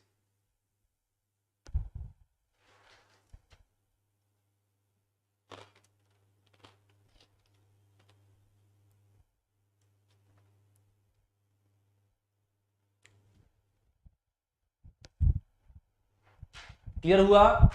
चलिए देखो, अब बारी है किसके बारे में, इंथैल्पी ऑफ फॉर्मेशन के बारे में। इसको डेल्टा एच एफ से डिनोट कर। ये बोलता क्या है कि आपको कोई चीज बनाना है स्टैंडर्ड कंडीशन, ठीक है? किससे बनाना है, उसके स्टैंडर्ड एलिमेंट से। एक मोल बनाना है स्टैंडर्ड कंडीशन में उसके स्टैंडर्ड एलिमेंट से। स्टैंडर्ड एलिमेंट का मतलब जो एलिमेंट मोस्ट अबाउंडेंट, जैसे जैसे मान लो मुझे बनाना है H2O। क्या बनाना है, H2O। तो अगर मुझसे इंथैल्पी ऑफ फॉर्मेशन के बारे में पूछा जाएगा तो सबसे पहले बोलूंगा मैं कि मुझे H2O का 1 मोल बनाना है। क्या बनाना है, 1 मोल। दूसरी चीज, किससे बनाना है, इसके स्टैंडर्ड एलिमेंट से। ऐसा नहीं कि H प्लस और OH माइनस कर दिए और क्या कर दिए, H2O बना दिए, ये नहीं होगा। ये इंथैल्पी ऑफ फॉर्मेशन नहीं कहलाएगा। कब कहलाएगा जरा बताओ, जब इसके स्टैंडर्ड एलिमेंट से बनाऊंगा। इसका स्टैंडर्ड एलिमेंट क्या है, ऐसा एलिमेंट जिससे बना हुआ है। किससे बना है सर, हाइड्रोजन और ऑक्सीजन से, है ना? किससे बना है, हाइड्रोजन से और किससे, ऑक्सीजन से। हाइड्रोजन और ऑक्सीजन से। मेरे प्यारे बच्चों जरा बताओ, नेचुरली हाइड्रोजन किस फॉर्म में मिलता है, H2 के फॉर्म में मिलता है ना, और ऑक्सीजन O2 के फॉर्म में मिलता है। ऐसा नहीं बोलना कि सर O3 के फॉर्म में मिलता है। O3 मोस्ट अबाउंडेंट नहीं है, O3 मोस्ट अबाउंडेंट नहीं है। कौन है मोस्ट अबाउंडेंट, बता दो। O2 मोस्ट अबाउंडेंट, O3 नहीं। आ रही है बात समझ में कि नहीं? O3 नहीं, तो आपको O2 से बनाना है। क्या करेंगे सर, तो H2 लेंगे, O2 लेंगे और इससे 1 मोल H2 बनाएंगे। 1 मोल, 1 मोल कैसे बनेगा, जब यहां पर हम क्या कर दें 1/2, ठीक है? ये भी गैस, ये भी गैस, और ये जो H2O बना ये अपने स्टैंडर्ड स्टेट में होना चाहिए, यानी कि किस फेज में होना चाहिए सर, लिक्विड फेज में होना चाहिए। आ रही है बात समझ में कि नहीं? किस में होना चाहिए सर, लिक्विड फेज में होना चाहिए। ऐसा नहीं कि आप इसको गैस करो तो गैस हो जाएगा, तो ये फिर एंथैल्पी फॉर्मेशन नहीं कहलाएगा। जैसे मान लो मुझे कार्बन CO2 बनाना है, तो कार्बन लूंगा, ऑक्सीजन लूंगा और क्या बनाऊंगा सर, CO2, है ना? 1 मोल CO2, ऑक्सीजन गैस, CO2 भी गैस, कार्बन सॉलिड। अच्छा, कार्बन के ढेर सारे इलेक्ट्रॉन्स होते हैं, कार्बन के ढेर सारे इलेक्ट्रॉन्स होते हैं। डायमंड है, कोल है, ग्रेफाइट है। किसको लेंगे सर, जो इजीली अवेलेबल है, मोस्ट अबाउंडेंट है। समझ में आ रहा है कि नहीं? मोस्ट स्टेबल है। कौन है सर वो, डायमंड है? नहीं। कौन है, ग्रेफाइट। कौन है, ग्रेफाइट। ये जो कार्बन होगा कौन होगा सर, ग्रेफाइट होगा। आई बात समझ में कि नहीं, हाँ या ना? तो इससे बनाएंगे most stable most abundant element लेंगे और उससे क्या करेंगे, उसके स्टैंडर्ड स्टेट में एक मोल बनाएंगे। क्लियर हुआ, हाँ या ना? डन। जैसे मान लो मुझे HCl बनाना है, क्या बनाना है, HCl। कैसे बनाऊंगा सर, इसमें दो एलिमेंट, एक H2 और एक Cl2। क्या होगा, H2 लूंगा, Cl2 लूंगा और क्या करूंगा सर, इससे HCl बनाऊं। कितना मोल, एक मोल। तो इधर क्या करना पड़ेगा, हाफ, इधर भी half. H2 gas, Cl2 gas और HCl भी गैस। क्लियर हुआ, बताया जाए, ठीक है? तो ये आपका हो गया। नेक्स्ट अगर बातचीत करी जाए इंथैल्पी ऑफ कंबशन, किसी चीज को जला रहा है, एक मोल किसी चीज को जला रहा है, जो प्रोडक्ट बनेगा क्या बनेगा सर, स्टैंडर्ड स्टेट में बनना चाहिए, स्टैंडर्ड स्टेट में। जैसे मान लो कि अगर H2O बन रहा है तो वो लिक्विड होता है ना स्टैंडर्ड स्टेट 25 डिग्री सेल्सियस पे, तो लिक्विड होना चाहिए। जैसे ये सुनो सुनो ध्यान देना, इसको भी समझो थोड़ा सा, बच्चों को बहुत कंफ्यूजन होता है। जैसे मान लो आपका CH4, आप CH4 को बर्न कर रहे हो, कितना CH4 बर्न करना है सर, एक मोल। इसका आपका एक मोल बर्न कर, किसमें बर्न करना है, एक्सेस ऑफ एयर, एयर की कमी नहीं, एयर की कमी नहीं मतलब O2 की कमी नहीं। और जो यहां से प्रोडक्ट बनेगा वो क्या होना चाहिए सर, स्टैंडर्ड स्टेट में होना चाहिए। आई बात समझ में नहीं? तो क्या बोलेंगे सर, यहां से जो एंथैल्पी निकलेगी, हीट जो निकलेगी, उसको क्या बोलेंगे, enthalpy of combustion. Enthalpy of क्या बोलेंगे सर, कंबशन। क्या मेरी बात को समझ पाए, हाँ या ना? तो जैसे इसको बर्न कर रहा है, एक मोल लिए, ऑक्सीजन लिए, बर्न कर रहा है, तो क्या आ जाएगा सर, CO2 आ जाएगा और क्या आ जाएगा सर, H2O आ जाएगा।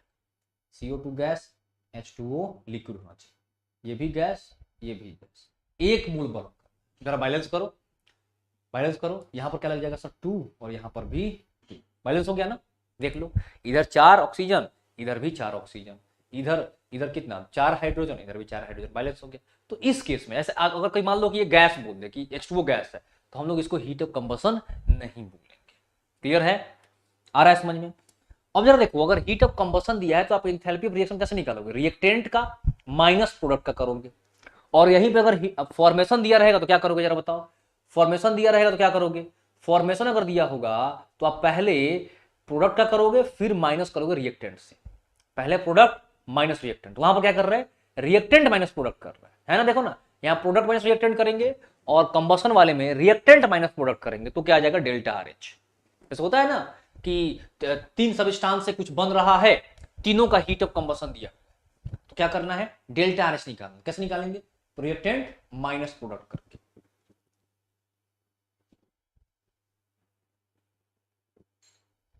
क्लियर है कि नहीं? Next, enthalpy of neutralisation. मेरे प्यारे बच्चों, जब भी एक मोल H+ और OH- आपस में मिलते हैं तो -13.6 कैलोरी एनर्जी मिलती है हम लोग को, किसके लिए, स्ट्रॉन्ग के लिए। बट कोई अगर वीक होगा, वीक इलेक्ट्रोलाइट, जैसे कि CH3COOH हो गया या NH4OH हो गया, ये सब वीक है, तो इसमें से कुछ एनर्जी ना उसको तोड़ने में चली जाती है। किसमें चली जाती है सर, तोड़ने में। बात समझ में आ रहा है कि नहीं? तो तोड़ने में जब एनर्जी आएगी तो हल्की सी एनर्जी क्या हो जाएगी, ये कम आएगी।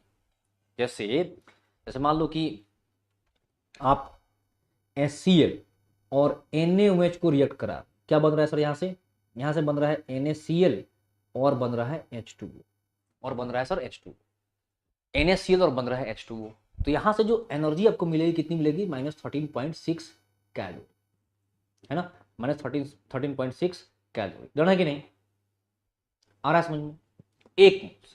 क्लियर है? अच्छा, अब जरा ध्यान देना है, समझना है यहाँ पे, अगर ये HCl जो है, क्या बोला मैंने, HCl की जगह पर अगर कोई वीक एसिड ले लोगे, CH3COOH ले लोगे, और क्या ले लोगे बेटा, NaOH, इससे कुछ बनाओगे CH3COONA और H2O, ये भी न्यूट्रलाइजेशन है, ये भी क्या है, न्यूट्रलाइजेशन है। आपने इसका एक मोल लिया। अब जरा ध्यान से समझना है मेरी बात, सुनते चलो। इस केस में क्या होगा, क्योंकि ये वीक है ना, ये वीक है, तो वीक वाले के केस में क्या होता है कि कुछ एनर्जी निकलनी चाहिए थी इतनी ही, बट उस एनर्जी का कुछ पार्ट इसको तोड़ने में, वीक को तोड़ने में भी तो एनर्जी जाता है, तो एनर्जी चला जाएगा। तो इसके केस में जो डेल्टा H आएगा थोड़ा सा कम आएगा, किससे, 13.6 से। क्या मेरी बात को समझ पा रहे हो? जैसे मान लो कि -12, कितना आ गया, -12 कैलोरी। क्लियर है कि नहीं, आ रहा है बात? इसमें थोड़ा सा कम आ जाएगा। डन है? तो एंथैल्पी अब क्या हो गया सर, न्यूट्रलाइजेशन। इसी तरीके से बेटा बॉन्ड एनर्जी होता है। बॉन्ड एनर्जी किसको बोलते हैं, एक मोल बॉन्ड को तोड़ने में जो एनर्जी चाहिए उसको बोलेंगे बॉन्ड एनर्जी।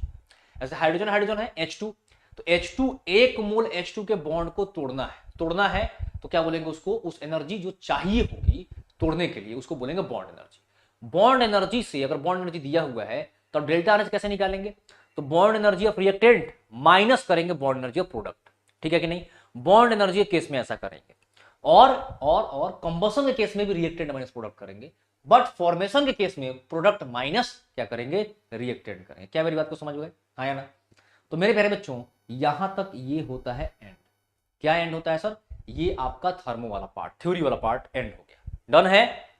थ्योरी वाला पार्ट सर एंड हो गया, क्लियर है कि नहीं। क्वेश्चन सॉल्व करो फटाफट से क्वेश्चन सॉल्व करो। अभी आ रहा है ना आवाज, क्वेश्चन सॉल्व करो जल्दी से। बोल रहा है कि द बॉन्ड डिसोसिएशन एनर्जी दिया है X2 Y2 और XY का रेशियो दिया हुआ है, तो बोल रहा है कि the formation of XY is इतना, ठीक है। The bond dissociation energies of X2 will be, X2 का बॉन्ड डिसोसिएशन एनर्जी क्या होगा। कैसे सॉल्व करेंगे सर, देखिएगा, ध्यान दीजिएगा, समझिएगा। यहां पे बोल रहा है कि X2 Y2 और XY का बॉन्ड डिसोसिएशन एनर्जी का जो रेशियो है वो क्या है, 1:0.5:1, ठीक है, 1:0.5:1। कहने का मतलब ये है कि अगर मैं ये बोल दूं कि सर इसका x है तो इसका कितना बोल सकता हूं बॉन्ड डिसोसिएशन एनर्जी, इसका 0.5x हो जाएगा और इसका सर इसका हो जाएगा x, है ना, यही रेशियो होगा, है ना, इसी रेशियो में रहेगा। बात समझ पा रहे हो कि नहीं, हाँ या ना। अच्छा, मुझे बताना है क्या bond dissociation energy of X2 कितना होगा, यही बताना है। कितना होगा सर X2 का, X2 कितना है, x है, अगर x की वैल्यू किसी तरीके से आ जाए तो बता दूंगा। अच्छा, फिर बोल रहा है ध्यान दीजिएगा, फिर बोल रहा है कि delta H for the formation of XY, यानी कि एंथैल्पी ऑफ फॉर्मेशन फॉर किसका, XY का कितना दिया है सर, कितना दिया है जरा बताइए, -200 किलो जूल पर मोल, इतना दिया, -200 किलो जूल पर मोल, इतना दिया। डन है। अब जरा मुझे बता दो मेरे प्यारे बच्चों, जरा मुझे बता दो कि सर XY कैसे बनेगा, कैसे फॉर्म होगा, इसके कॉन्स्टिट्यूएंट एलिमेंट से, जो कि क्या है X2 और Y2। तो सर X2 और Y2 लिया और क्या किया सर, XY बनाया, बट कितना बनाना है इसका, 1 मोल। तो क्या करना पड़ेगा बैलेंस करने के लिए, इधर 1/2 और इधर भी 1/2, हाँ या ना। अच्छा मेरे प्यारे बच्चों, आप लोगों को पता है कि यहां पर जो इंथैल्पी रिलीज होगी डेल्टा RH आएगा, वो किसके बराबर होगा sir, enthalpy of formation of XY, किसके बराबर आएगा sir, enthalpy of formation of XY के, जहां जो यहां से एंथैल्पी आएगी वो इसके बराबर होगी। तो अगर मैं यहां से लिखना चाहूं डेल्टा RH किसके टर्म में, बॉन्ड डिसोसिएशन एनर्जी के टर्म में, कैसे लिखूंगा सर, कैसे लिखूंगा, delta RH is equal to क्या लिखूंगा, हमें क्या मालूम है, बॉन्ड डिसोसिएशन एनर्जी। हमने क्या कर दिया रिएक्शन को, हमने लिख दिया इंथैल्पी ऑफ फॉर्मेशन के टर्म में। तो जो इस इंथैल्पी रिएक्शन का होगा वो किसके बराबर हो जाएगा सर, इंथैल्पी ऑफ फॉर्मेशन के बराबर। समझ पा रहे हो कि नहीं। अगर मान लो यहां पर 1/2 नहीं लिखा होता तो अब ये रिएक्शन का इंथैल्पी ऑफ फॉर्मेशन के बराबर नहीं होता। बात समझ आ रहा है कि नहीं। हमने क्या किया जरा बताओ, हमने 1/2 कर दिया, तो जो इंथैल्पी होगा इस रिएक्शन का वो इसके बराबर आ जाएगा। बात समझ में आ रहा है कि नहीं। इससे क्या होगा, इजी होगा क्वेश्चन को सॉल्व करना, क्योंकि ये वैल्यू दी हुई है ना। तो मेरे प्यारे बच्चों अब जरा जोर से ध्यान देकर समझना मेरी बात को, सुनते चलो। तो डेल्टा RH इक्वल टू क्या लिखेंगे सर, जरा ध्यान दीजिएगा, बॉन्ड डिसोसिएशन एनर्जी के टर्म में लिखना है। कैसे लिखेंगे, enthalpy of bond energy of क्या, product, minus bond energy of reactant minus क्या लिखते हैं, प्रोडक्ट, रिएक्टेंट माइनस प्रोडक्ट, हाँ या ना। ये सब चीज दिया है किसके लिए सर, एक मोल के लिए, एक से 1 मोल के लिए, 1 मोल के लिए, 1 मोल के लिए। यहाँ पर स्टाइकोमेट्रिक कोएफिशिएंट क्या है सर, 1/2 तो क्या करना पड़ेगा, इसको x/2 करना पड़ेगा, जो स्टाइकोमेट्रिक कोएफिशिएंट है उससे मल्टीप्लाई करना पड़ेगा, बेसिकली ये कहा। देखिए सर मल्टीप्लाई कर दिया जाए, कर दिया मल्टीप्लाई, जरा बता दो फटाफट से, कर दिया जाए मल्टीप्लाई, कर दो। तो सर ये x/2 प्लस 0.5x/2 माइनस क्या हो जाएगा, -x/2, किसका, xy का। और ये किसके बराबर होगा सर, ये इक्वल होगा किसके, -200 के। तो क्या बेटा यहां से x की वैल्यू नहीं आ जाएगी आपको, जरा बताइए तो, क्या x की वैल्यू नहीं आ जाएगी यहां से, हाँ या ना। और x आ गया तो वही तो है bond dissociation energy of X2। देखो ना जरा, क्लियर हुआ हाँ या ना। क्लियर हुआ? एक बार जल्दी से बता दो फटाफट से, आंसर आ जाएगा, जल्दी बताओ।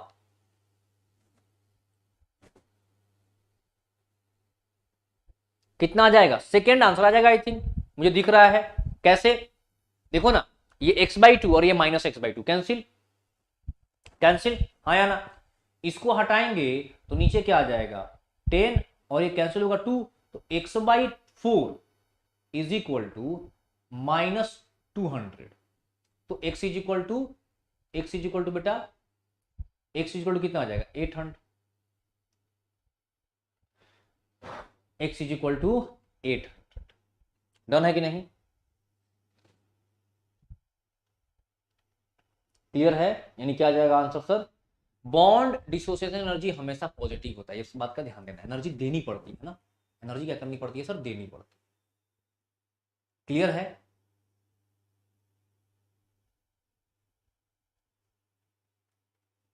तो आंसर क्या आ जाएगा सर? ए सी आएगा आंसर इसका। आ रहा है सी, हाँ या ना? आंसर इसका क्या आ रहा है सर? सी आ रहा है। देखिए एक बार जरा जल्दी से तो, सही है आंसर, सी आ रहा है। नेक्स्ट, नेक्स्ट क्वेश्चन, जल्दी बताओ नेक्स्ट क्वेश्चन।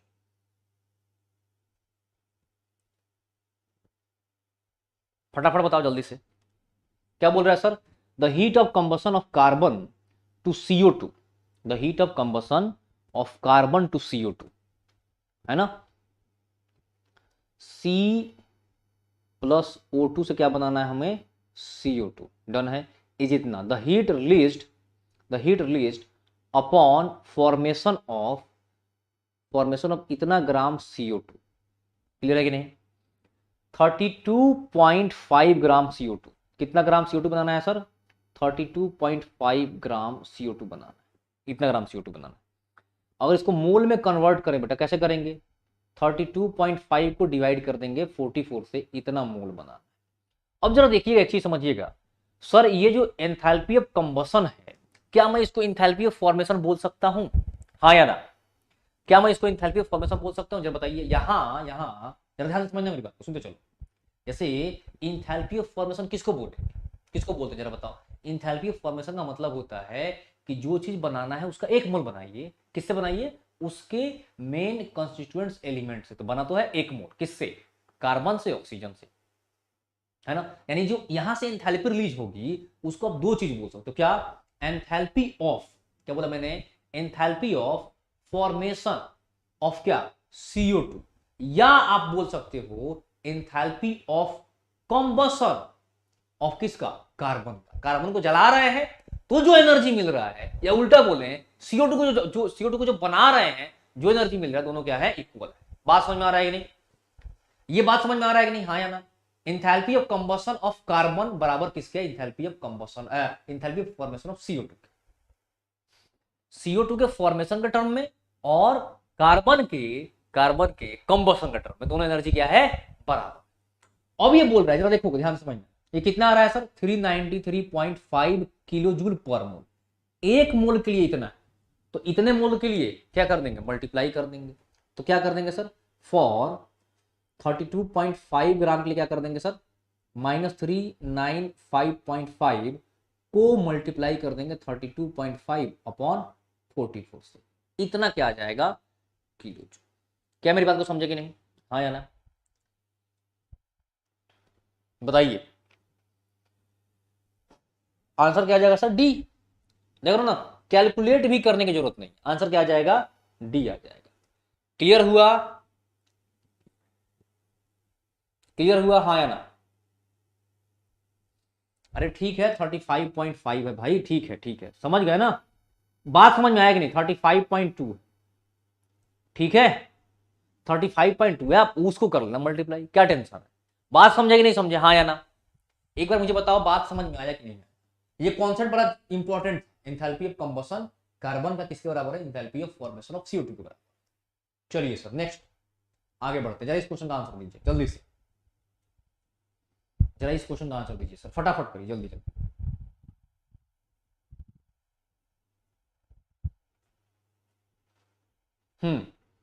बोल रहा है कि under isothermal condition a gas at 300 kelvin expand from 0.1 litre to 0.25 litre against a constant external pressure of 2 bar. ठीक है, द वर्क डन बताना है, एकदम इजी क्वेश्चन है भाई। कौन सा क्वेश्चन है? Work done is equal to ये वाला minus P external into delta P. देखो ना, देख रहे हो, एक्सटर्नल प्रेशर 2 बार दिया हुआ है और 0.1 से कहां चला गया 0.025 पे, कर दो चेंज। तो ये -2 बार इंटू क्या कर देंगे सर इंटू क्या कर देंगे 0.25 फाइनल माइनस इनिशियल, तो -2 इंटू 0.15 कर दो मल्टीप्लाई, कितना आ जाएगा सर 0.3 है ना, 0.3 लीटर बार और 1 litre bar is equal to क्या दिया है 100, कर दो मल्टीप्लाई, तो -0.3 इंटू 100 कितना आ जाएगा सर 30 जूल, माइनस में आंसर क्या आ जाएगा सर 1, आंसर क्या आ जाएगा सर 1 आ जाएगा। आया बात समझ में कि नहीं? नेक्स्ट क्वेश्चन जल्दी से।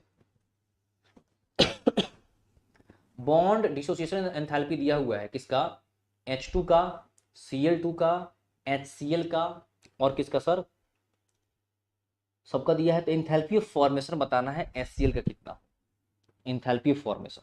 मेरे प्यारे बच्चों, अभी जस्ट थोड़ी देर पहले बताया कि एंथैल्पी ऑफ फॉर्मेशन कैसे बताते हैं, जरा बताओ। HCl का मुझे बताना है ना, HCl का कैसे करेंगे। HCl किससे बनेगा सर, HCl किससे बनेगा, HCl बनेगा H2 से और किससे Cl2 से, बना दो। H2 ले लो प्लस Cl2 ले लो और क्या कर दो HCl बना दो। इसका 1 मोल चाहिए ना, तो क्या करना पड़ेगा, यहां पर हाफ और यहां पर हाफ, ये बन गया एंथैल्पी ऑफ फॉर्मेशन। अच्छा, अब यहां से जो रिएक्शन की एंथैल्पी आएगी डेल्टा आर एच, वो किसके बराबर होगी सर, ये एंथैल्पी ऑफ फॉर्मेशन ऑफ किसके बराबर होगी HCl के, किसके बराबर होगी enthalpy of formation of HCl। कैसे कैलकुलेट करेंगे सर, बहुत इजी है, वेरी इजी। कैसे करेंगे जरा बताइए फटाफट से, एकदम इजी है। क्या दिया है अब की बार, बॉन्ड डिसोसिएशन एनर्जी, जरा याद करो। यहां पर डेल्टा आर एच अगर मुझे निकालना है किसके टर्म में, बॉन्ड डिसोसिएशन एनर्जी के टर्म में। कैसे निकालते हैं सर, बॉन्ड एनर्जी ऑफ क्या reactant minus bond energy of क्या करते हैं प्रोडक्ट। रिएक्टेंट यानी कि इसकी बात करेंगे, कितना कितना है सर, H2 का है 434, डिवाइड किससे कर देंगे 2 से, 1/2 है ना स्टोइकियोमेट्रिक कोएफिशिएंट, डिवाइड कर दिया। प्लस क्या करेंगे सर, Cl2 का कितना है 242, डिवाइड कर दिया 2 से, ये हो गया रिएक्टेंट का।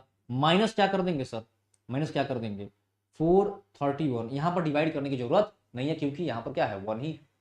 कितना आ जाएगा जरा बता दो फटाफट से, कितना आ जाएगा 431। सॉल्व करके जरा बताओ कितना आ रहा है बच्चों, आ जाएगा आंसर। हाँ, हालत एकदम यार, चेयर लाना पड़ेगा, ऐसे काम नहीं चलेगा, एकदम हालत खराब हो जा रही है। चेयर लाना पड़ेगा, आज ही जाकर चेयर लाना पड़ेगा। 431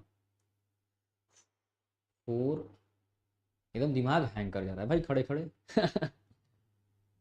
242 है ना, ये आ रहा है 676/2 माइनस 431 है ना, 676 डिवाइडेड बाई 2, ये आ रहा है सर 338 माइनस 431। अब इसमें से माइनस कर दिया अगर हम क्या चीज़, 338 को माइनस करने किससे 431 से, तो क्या आ जाएगा 93 माइनस 93, यानी कि आंसर क्या आ रहा है सर आपका ए, आंसर क्या आ रहा है ए। चलो आगे बढ़ो, क्वेश्चन का आंसर दो। In which of the following, in which case entropy is negative, किस केस में एंट्रोपी नेगेटिव। देखो इवेपोरेशन ऑफ वाटर होगा तो गैस बन रहा है ना, वेपर्स बन रहे हैं, तो वहां पर जितने ज्यादा गैस फॉर्मेशन होंगे उतना क्या होगा सर एंट्रोपी बढ़ता है। गैस का मतलब रेंडमनेस बढ़ रहा है, सिंपल सी बात है, रेंडमनेस बढ़ा मतलब कि एंट्रोपी बढ़ी, तो इवेपोरेशन होगा तो एंट्रोपी बढ़ता है। ये क्या बोल रहा है, नेगेटिव होना चाहिए, यानी कि एंट्रोपी घटनी चाहिए। तो पहले केस में तो बढ़ रहा है तो ये नहीं होगा। दूसरे केस में क्या बोल रहा है, expansion of gas at constant temperature, temperature constant है, गैस बट एक्सपेंड कर रहा है, जगह ज्यादा मिल रहा है, रैंडम ज्यादा होगा, तो इसमें भी एंट्रोपी बढ़ेगा, यानी कि ये भी नहीं होगा। Sublimation of solid to gas, solid से डायरेक्टली किसमें चला जा रहा है गैस में, गैस जैसा ही बनेगा या गैस को जगह ज्यादा मिलेगा, वॉल्यूम बढ़ेगा तो एंट्रोपी बढ़ेगी, तो इस केस में भी बढ़ रहा है, क्या हो जाएगा सर ये भी नहीं होगा। इस केस में देखो पहले 2 गैस है, अब क्या हो गया 1 गैस। पहले ज्यादा गैस था, 2 मोल गैस था, अब कितना मोल हो गया 1 मोल हो गया, गैस घट गया। तो गैस घटना, कम होना, मतलब कि एंट्रोपी का डिक्रीज करना। बात समझ में आ रहा है कि नहीं? यानी आंसर क्या आ जाएगा सर? डी। नेक्स्ट नेक्स्ट जल्दी से बताइए। बोल रहा है आपको कि करेक्ट एक्सप्लेनेशन बताना है, the correct option for free expansion of ideal gas under free expansion, मतलब कि कोई एक्सटर्नल प्रेशर नहीं। पी एक्सटर्नल क्या है सर? 0। अब जरा देखो, पी एक्सटर्नल 0 हो तो work done is equal to क्या होता है? Minus P external to delta V. जब कोई फोर्स ही नहीं लग रहा है भाई तो क्या हो जाएगा? वर्क डन 0 हो जाएगा, है ना? 0 हो जाएगा, तो वर्क डन 0 हो गया। और बोल रहा है free expansion of ideal gas under adiabatic condition. कैसा कंडीशन है सर? एडियाबेटिक। यानी कि एडियाबेटिक का मतलब क्या हो गया सर? क्यू की वैल्यू भी क्या है? 0 है। तो डब्ल्यू 0, क्यू 0। अब जरा आजा फर्स्ट लॉ, क्या बोलता है? Delta E is equal to Q plus W. अब जरा देखो ना, आपका क्यू भी 0 है, आपका डब्ल्यू भी 0 है, तो डेल्टा ई भी क्या आ जाएगा सर? वो भी 0 हो जाएगा। डेल्टा ई 0 होने का मतलब क्या हो गया? Delta E is equal to क्या है? Delta E is equal to, delta E is equal to है बेटा एन सी भी डेल्टा टी, यानी कि delta T is equal to भी 0 हो जाएगा। एन और सी भी 0 थोड़े होता है, जो 0 होगा वो कौन होगा सर? Delta T. तो डेल्टा टी क्या हो जाएगा? 0 हो जाएगा। तो आंसर क्या आ जाएगा सर? जरा बताइए तो। आंसर क्या आ जाएगा? क्यू 0, डेल्टा टी 0, डब्ल्यू 0, यानी कि A. Next next question, for the reaction 2Cl से क्या बन रहा है? Cl2 gas. आपको बताना है इसका करेक्ट ऑप्शन क्या होगा, जल्दी से। इसका करेक्ट ऑप्शन क्या होगा?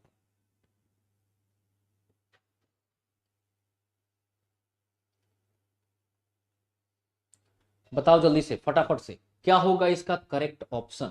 जल्दी से, फटाफट से जरा मुझे बता दीजिए। सर इग्नोर कर रहे हो? किसको इग्नोर कर रहा हूं भाई? पहले इसको पढ़ तो लो, फिर बात करते हैं ना लास्ट में।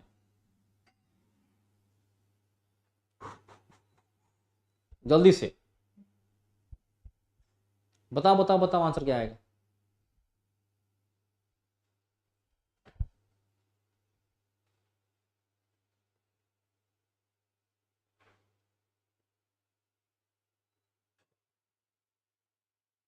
जल्दी बताओ। फॉर द रिएक्शन 2Cl से Cl2 बन रहा है, क्या होगा जरा बताइए। देखो यहां पे Cl2, ध्यान से समझना मेरी बात को, सुनते चलो। जरा याद करो, Cl2 को Cl में कन्वर्ट करना है, Cl Cl के बॉन्ड को तोड़ना है। तो बेटा बॉन्ड को तोड़ने में एनर्जी क्या करनी पड़ती है? देनी पड़ती है ना। तो जो इसका उल्टा प्रोसेस होगा उसमें एनर्जी क्या होगा? मिलेगा।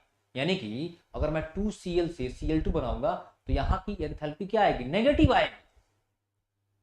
बॉन्ड को तोड़ूंगा तो पॉजिटिव, तो बनाऊंगा तो नेगेटिव, सिंपल सी बात, नेगेटिव आएगी। तो यहां से एंथैल्पी नेगेटिव आएगी। अच्छा, पहले 2 गैस, अब कितना गैस हो गया? 1 गैस, तो एंट्रोपी क्या हो जाएगा? डिक्रीज कर जाएगा। तो डेल्टा एच भी नेगेटिव आएगा और डेल्टा एच भी नेगेटिव आएगा, और साथ साथ डेल्टा एस भी क्या आ जाएगा? नेगेटिव। यानी कि डेल्टा एच भी लेस देन 0 और डेल्टा एस भी लेस देन 0। किसमें है ये? किसमें है? Answer number 4।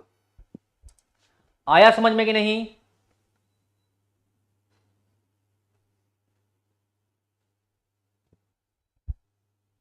क्लियर है, हाँ या ना? नेक्स्ट, कितना क्वेश्चन है और भाई? 1 2 3 4, अरे बाप रे 5 हर एक टॉपिक पे क्वेश्चन है यार। चलो सॉल्व करो, सॉल्व करो, ठीक है। हालांकि मेरी नानी याद आ रही हैं, लेकिन कोई बात नहीं, आप लोगों को फायदा होगा इससे।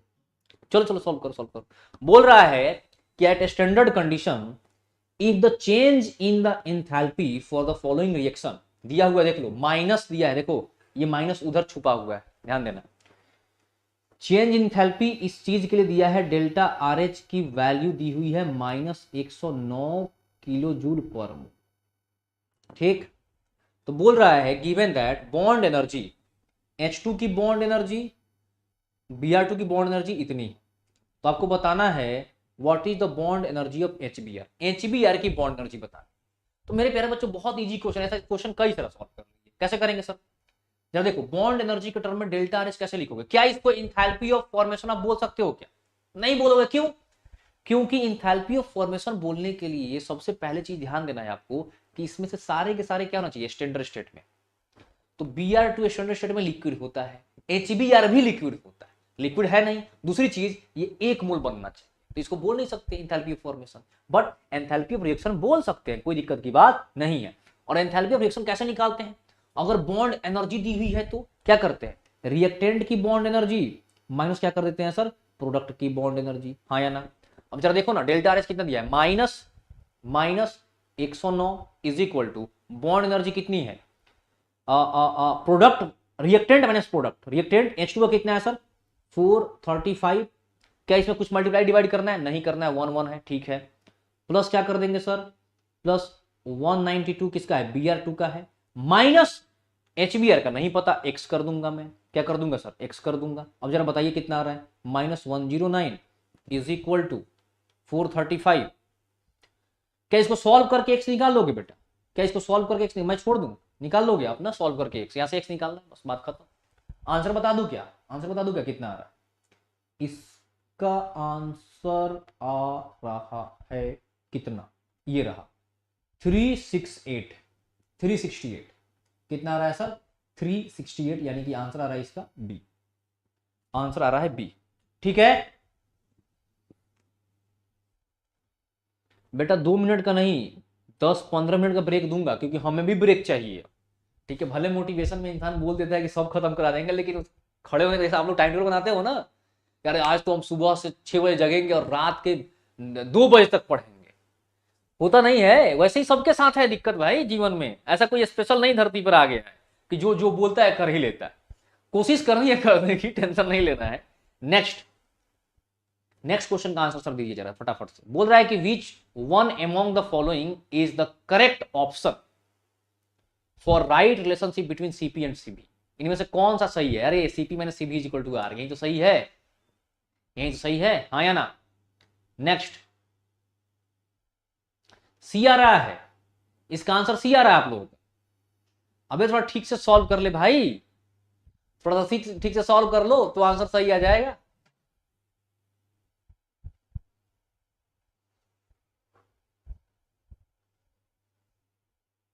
सच में आ रहा है क्या, एक बार रुक जाओ चेक करूंगा, एक बार चेक करूंगा। अब तो डाउट दे दिया बच्चा ये 435।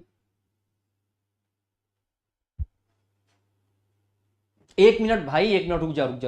पता है दिक्कत क्या है भाई, अगर एक्स बोलोगे ना, एक्स बॉन्ड एनर्जी को, तो यहां पर देखो ना 2 लगा है 2, भाई साहब भारी मिस्टेक, 2x लिखना पड़ेगा ना, 2x लिखना पड़ेगा, 2x क्या लिखना पड़ेगा 2x, ध्यान दो x माने था ना बॉन्ड एनर्जी, तो क्या लिखना पड़ेगा 2x।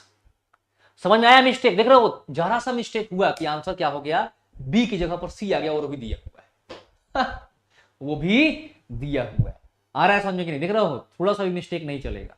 नेक्स्ट क्वेश्चन बोल रहा है कि for irreversible expansion of an ideal gas under isothermal condition the correct option is, क्या है, इरिवर्सिबल एक्सपेंशन। कैसा है, irreversible expansion of ideal gas under isothermal condition, the correct option. Isothermal में irreversible expansion की बात करी जा रही है, किसकी, इरिवर्सिबल एक्सपेंशन अगर होगा ना तो एंट्रोपी बेटा जीरो नहीं होता, एंट्रोपी चेंज होगा, एंट्रोपी बढ़ता है, एक्सपेंड कर रहा है, बढ़ेगा एंट्रोपी। बट आइसोथर्मल है, यानी कि डेल्टा टी की वैल्यू जीरो है, तो आपका याद करो ना जरा, डेल्टा ई क्या हुआ करता था, एन सी भी डेल्टा टी, तो ये जीरो हो जाएगा। और डेल्टा एच क्या हुआ करता बेटा, delta H is equal to क्या हुआ करता है, जरा बता दो फटाफट से, तो delta H is equal to क्या हुआ करता था, delta H is equal to N C P delta T वाला जो भी टर्म है वो सब जीरो हो जाएगा। तो डेल्टा ई को डेल्टा यू भी बोलते हैं, तो delta U zero but delta S zero नहीं होगा, क्या आंसर आ जाएगा, सी। भाई साहब क्लियर है कि नहीं। नेक्स्ट बोल रहा है इसमें सबसे ज्यादा वर्क डन किस में आएगा। अब देख रहे हो 2022 में पूछा हुआ क्वेश्चन है, इतना लल्लू छाप क्वेश्चन, देख के कोई बता देगा। सबसे ज्यादा जिसमें एरिया है उसमें ना सबसे ज्यादा वर्क डन आएगा भाई, किसमें आएगा, सी में आएगा, देख रहे हो। जिसमें सबसे ज्यादा एरिया है उसी में सबसे ज्यादा क्या होगा, वर्क डन आएगा। नेक्स्ट क्वेश्चन बोल रहा है कि work done during expansion of gas from 4 to 6 against a constant external pressure of 3 atm। अरे भाई साहब क्या है, कुछ नहीं है, work done is equal to minus P external into delta V वाला क्वेश्चन है। कितना है पी एक्सटर्नल 3, डेल्टा वी कितना है देखो ना 3 डेसीमीटर क्यूब बोलो, डेसीमीटर क्यूब बोलो या इसको 4 लीटर बोलो, बताया था ना डेसीमीटर क्यूब और लीटर दोनों क्या होता है, बराबर ही होता है 6 लीटर। कितने से कितने हो रहा है सर, सर बताइए फटाफट से, तो कितने से कितने हो रहा है, 6 से 4 यानी कि 2 का डिफरेंस है ना, 6 - 4 करोगे कितना आ जाएगा सर, 6 आ जाएगा, हाँ या ना 6 आ जाएगा। इतना क्या आया लीटर एटीएम, आप इसमें क्या कर दीजिए वो 101 से मल्टीप्लाई कर दीजिए, कितना आ जाएगा 606 यानी कि लगभग बी आंसर दिख रहा है माइनस। क्लियर है। Next question, for given reaction delta H is equal to इतना है and delta H is equal to इतना, the reaction is spontaneous at, कब स्पॉन्टेनियस होगा रिएक्शन, रिएक्शन स्पॉन्टेनियस होने के लिए क्या था कहानी जरा बताओ, delta G is equal to delta H minus T delta S. अब जरा देखिएगा ध्यान से, कोई रिएक्शन है जिसमें आपका डेल्टा एच भी क्या है पॉजिटिव है और डेल्टा एस भी क्या है पॉजिटिव है, तो ये पूरा का पूरा टर्म टी भी पॉजिटिव, टी भी पॉजिटिव, तो ये पूरा का पूरा टर्म क्या है बेटा पॉजिटिव है, ये पूरा टर्म पॉजिटिव ये भी पॉजिटिव। स्पॉन्टेनियस होने के लिए डेल्टा जी की वैल्यू क्या होनी चाहिए, लेस देन 0 यानी कि नेगेटिव होनी चाहिए। डेल्टा जी की वैल्यू क्या होनी चाहिए सर, नेगेटिव होनी चाहिए, यानी कि डेल्टा जी जो है आपका लेस देन 0 होना चाहिए, हाँ या ना, डेल्टा जी लेस देन 0 होना चाहिए। डेल्टा जी लेस देन 0 कब होगा जरा बताओ, जब ये जो टर्म है देखो ना, यही टर्म ना माइनस साइन देगा, माइनस साइन इसी में लगा है ना, जैसे सुनो सुनो सुनो क्या बोल रहा हूं, अगर ये 5 है और ये टी डेल्टा एस की वैल्यू 10 आती है तो आगे क्या लगा है -10, बात समझ में आ रहा है कि नहीं। तो कुल मिला के कहने का मतलब ये है कि टी डेल्टा एस, क्या बोला मैंने, टी डेल्टा एस बड़ा होगा किससे, डेल्टा एच से, तब जाकर के प्रोसेस क्या होगा सर, स्पॉन्टेनियस होगा, है ना, यानी कि टी जो है ग्रेटर देन क्या आ जाए delta H upon delta H, तब जाके प्रोसेस क्या होगा सर, स्पॉन्टेनियस होगा। क्या मेरी बात को समझ पा रहे हो कि नहीं, हाँ या ना, यानी कि डेल्टा एच की जगह पर क्या पुट करिए सर, डेल्टा एच की जगह पर क्या पुट करिए, जो उसकी वैल्यू है कितनी है 35 किलो जूल, यानी 35.5 इंटू 10 का पावर 3 किलो जूल को जूल में कन्वर्ट करना अपॉन ये कितना है 83.6, डिवाइड कर दो आंसर आ जाएगा, डिवाइड कर दो तो आंसर आ जाएगा, क्या आ जाएगा सर आंसर इसका जरा बताइए, तो आंसर क्या आ जाएगा सर, आंसर आ जाएगा सेकेंड। क्लियर है कि नहीं, आंसर आता है सेकेंड, हमको इसका आंसर याद था। क्लियर है कि नहीं, तो सर इसी के साथ क्या होता है, ये भी चैप्टर आपका यहीं पे समाप्त होता है। क्लियर है।